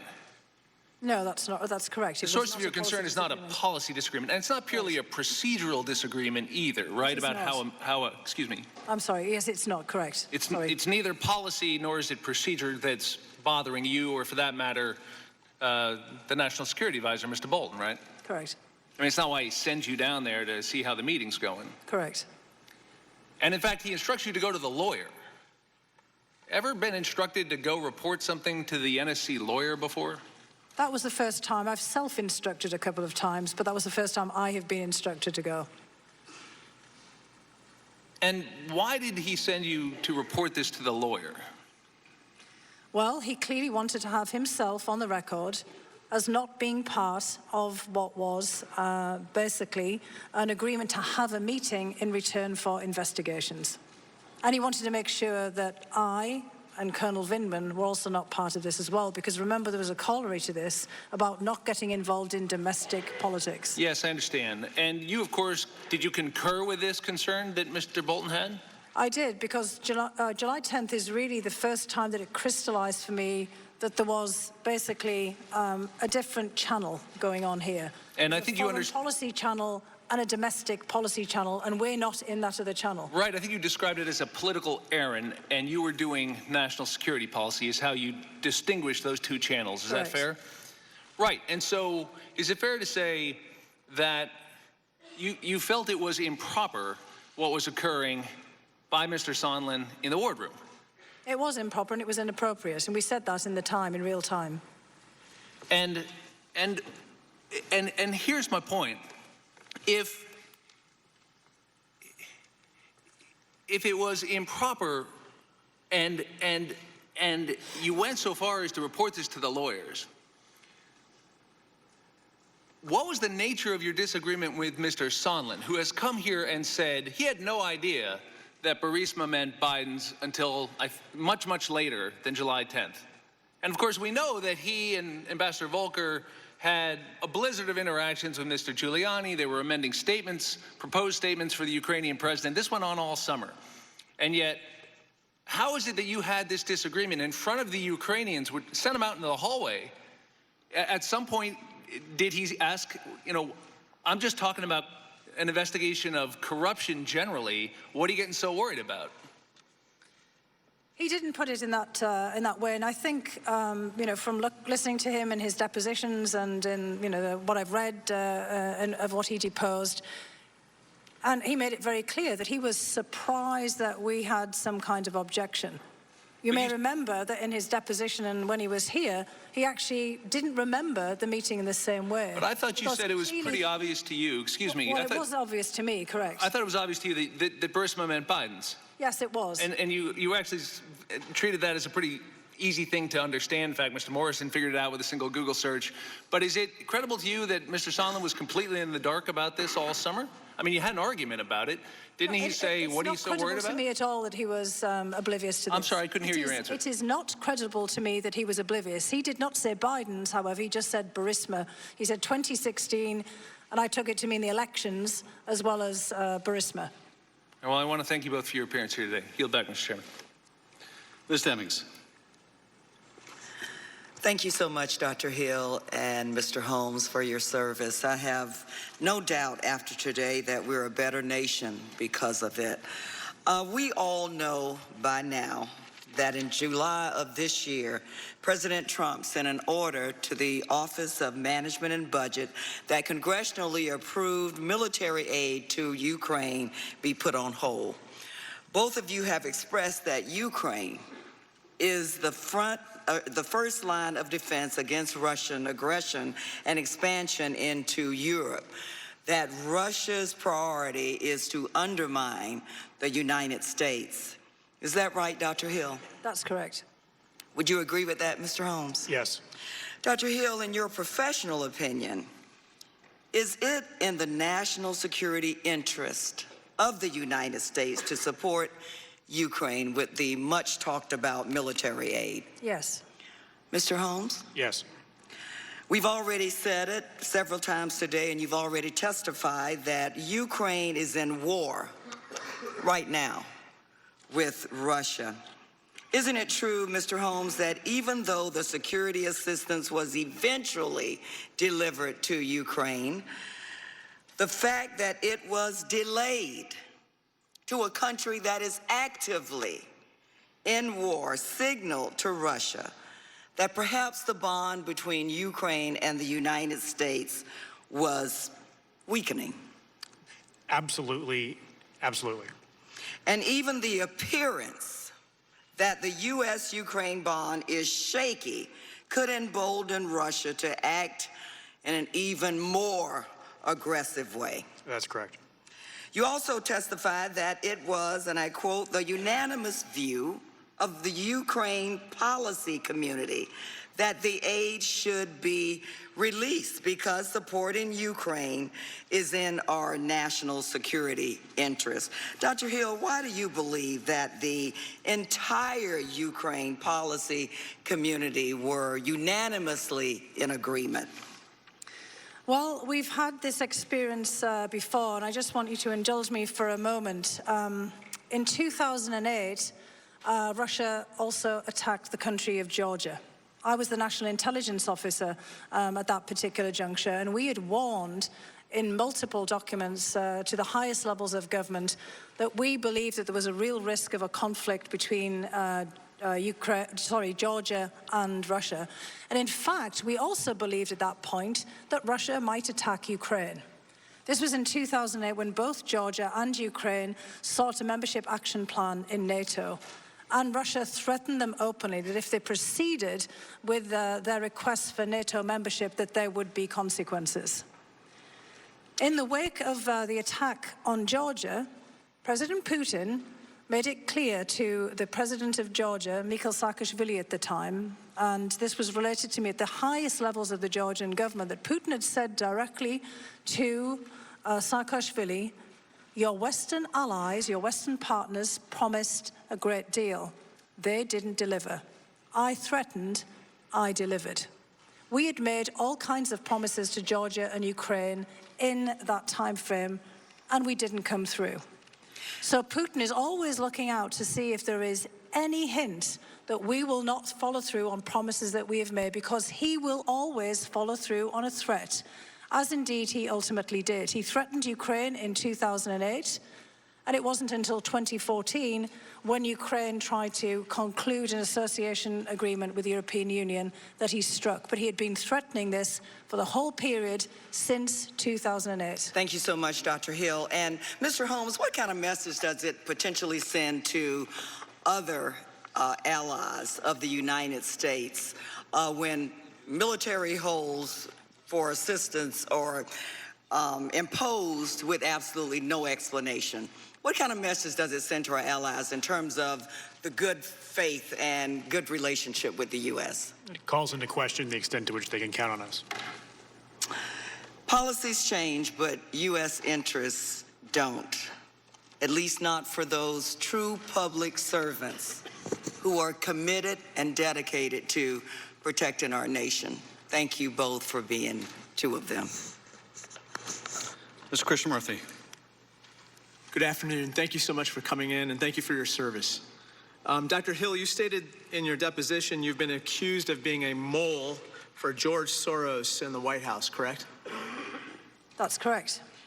You said in your deposition specifically a conspiracy was launched against you by convicted felon Roger Stone on the show InfoWars, led by Alex Jones, right? I don't think he was a convicted felon at the time that he launched this, so I didn't use those exact words. But it was indeed Roger Stone and Alex Jones on InfoWars in 2017. And in fact, just more recently, before Mr. Stone endured his trial, they were at it again, reprising the same InfoWars video and adding embellishments. And they said, I'll quote what they said about you. We here at InfoWars, this is Roger Stone speaking, first identified Fiona Hill, the globalist leftist George Soros insider who had infiltrated McMaster's staff. He said that on May 31st, 2017. I presume you're not a globalist leftist Soros insider, correct? I think my coal mining family would be very surprised to hear all of these things about me. I'd agree. Actually, leftist, perhaps not so much, but, you know, anyway, the left in Europe is a bit different from the left here, let's put it that way. I agree. Interestingly, you stated in your deposition that a similar conspiracy theory had actually been launched against Marie Yovanovitch. That's correct. And you said specifically, when I saw this happening to Ambassador Yovanovitch, again, I was furious because this is, again, just this whipping up of what is frankly an anti-Semitic conspiracy theory about George Soros to basically target nonpartisan career officials. Isn't that what you said? I did say that, yes. And I'm sure you've been watching with concern what's happened to other nonpartisan career officials. We had Lieutenant Colonel Alex Vindman, an American immigrant, questioned for his criticism of the president in a very unfair way, you know, basically questioning his loyalty to the country. I believe that he's also of Ukrainian Jewish descent. Would you say that these different theories, these conspiracy theories that have been targeting you, spun in part by folks like Mr. Stone, as well as fueled by Rudy Giuliani and others, basically have a tinge of anti-Semitism to them at least? Well, certainly when they involve George Soros, they do. I'd just like to point out that in the early 1800s, the Tsarist secret police produced something called the Protocols of the Elders of Zion, which actually you can still obtain on the internet, and you can buy it actually sometimes in bookshops in Russia and elsewhere. This is the longest running anti-Semitic trope that we have in history. And the trope against Mr. Soros, George Soros, was also created for political purposes. And this is the new Protocols of the Elders of Zion. I'd actually intended to write something about this before I was actually invited to come into the administration because it's an absolute outrage. I'm sorry you've been kind of wrapped up in these crackpot conspiracy theories. Let me turn to Rudy Giuliani. You became increasingly concerned about Rudy Giuliani's increasing role in Ukraine between January and March of 2019, correct? That's correct. And I know you served in the Bush and the Obama administrations. I presume that George Bush's personal lawyer and President Obama's personal lawyers were never, directing or heavily influencing Ukraine policy. I'm not even sure I know who they were. So the answer is no. And the concern for having someone like Rudy Giuliani having such a strong influence on American foreign policy is that, basically that policy may be operating not in the best interest of America, but perhaps in the best interest of Rudy Giuliani or his clients or business associates, right? I think that's correct, and that's, as I said in my deposition on October 14th, that frankly that's what I thought it was at the very beginning when I first heard Mr. Giuliani making these statements. And some of those associates included indicted folks, Igor Fruman and Lev Parnas, isn't that right? That's correct. We have an interesting character in Chicago who's now been indicted. His name is Mr. Firtash. And Mr. Firtash has been indicted for federal bribery charges, another associate of Giuliani, right? I do know Mr. Firtash, that's correct. I know of him from my work, that's correct. And the question that we're all asking is whether American foreign policy in Ukraine is potentially being... As the hearing wraps up, let's take a few minutes to look back on the day and the week. We've had 9 witnesses so far this week. I'm Liz Landers, and I'm joined by Olivia Nuzzi from New York Magazine and the co-host of the Fifth Element podcast, Camille Foster. And they have sat around all day being very patient and listening to this testimony with us. Unlike many of these Republican congressmen who spent their 5 minutes too concerned of the possible answer to ask, either witness a single question. I'm going to ask you both a question. Camille, you were mentioning that you thought this was perhaps the strongest day so far for the Republicans. Tell me why you think so. Yeah, it's somewhat complicated. I mean, very succinctly, to say nothing about the circumstantial case for whether or not the president did anything wrong. I think for Republicans, in what has been a very long week, today they managed to, as you mentioned, avoid getting into a really testy back and forth with Ms. Hill, who I think is actually probably one of the better witnesses for sort of either side of the issue, who we thought might come in and really deal them a blow, so to speak, with respect to this Ukraine issue that kept getting raised. But to the extent they did talk about it, she was, one, able to offer some support to the Republicans when they talked about the Steele dossier, but two, also able to at least affirm sort of the more respectable version of their Ukraine 2016 election narrative, which quite frankly isn't such a robust case, but it is a case nonetheless. Olivia, she said today that it was clear to her that Burisma was code for the Bidens. This is something that has been in dispute throughout these hearings, whether or not people actually knew there was a connection between those two things. She said, yes, she definitely thinks so. And she also threw EU Ambassador Gordon Sondland under the bus just a few minutes ago talking about this exact thing. Yeah, I mean, Sondland, a big part of his testimony was repeatedly saying that he didn't really understand what that meant, what Burisma meant, and he didn't know about the connection between the company and the Biden family until he read about it at some later date, that now he knew, but he didn't know before. She makes it pretty clear that it would be almost impossible for that to be the case, and you were saying that a lot yesterday throughout Sondland's testimony. We were here yesterday. Just a reminder. But yeah, I kind of disagree, though. I mean, I guess I agree with you on the one hand. I think that all the talk about Russia, all the talk about the Steele dossier, it serves to kind of muddy the waters even further. It conflates Russia and Ukraine. Obviously, impeachment is about Ukraine. Right. It's not about Russia. That's right. Yes. It's very easy to get things all mixed up, and I think that that will probably serve Republicans in the long run. However, I think that she's been very forceful. She's kind of revealed a lot of the the Republicans attempting to question her. She kind of has made them look foolish, especially Jim Jordan, who really lost his cool. And that was not just with her, that was with Holmes as well. But I think that this has been a bad day for the Republicans overall. I think she's established a number of things that don't really work in their favor, and she's done so in a very clear and kind of like uncontroversial way. I don't see as much divide among people who are intelligent and nonpartisan, as I did from other witnesses. Obviously, the right is attempting to discredit her in all sorts of ways, but I think it's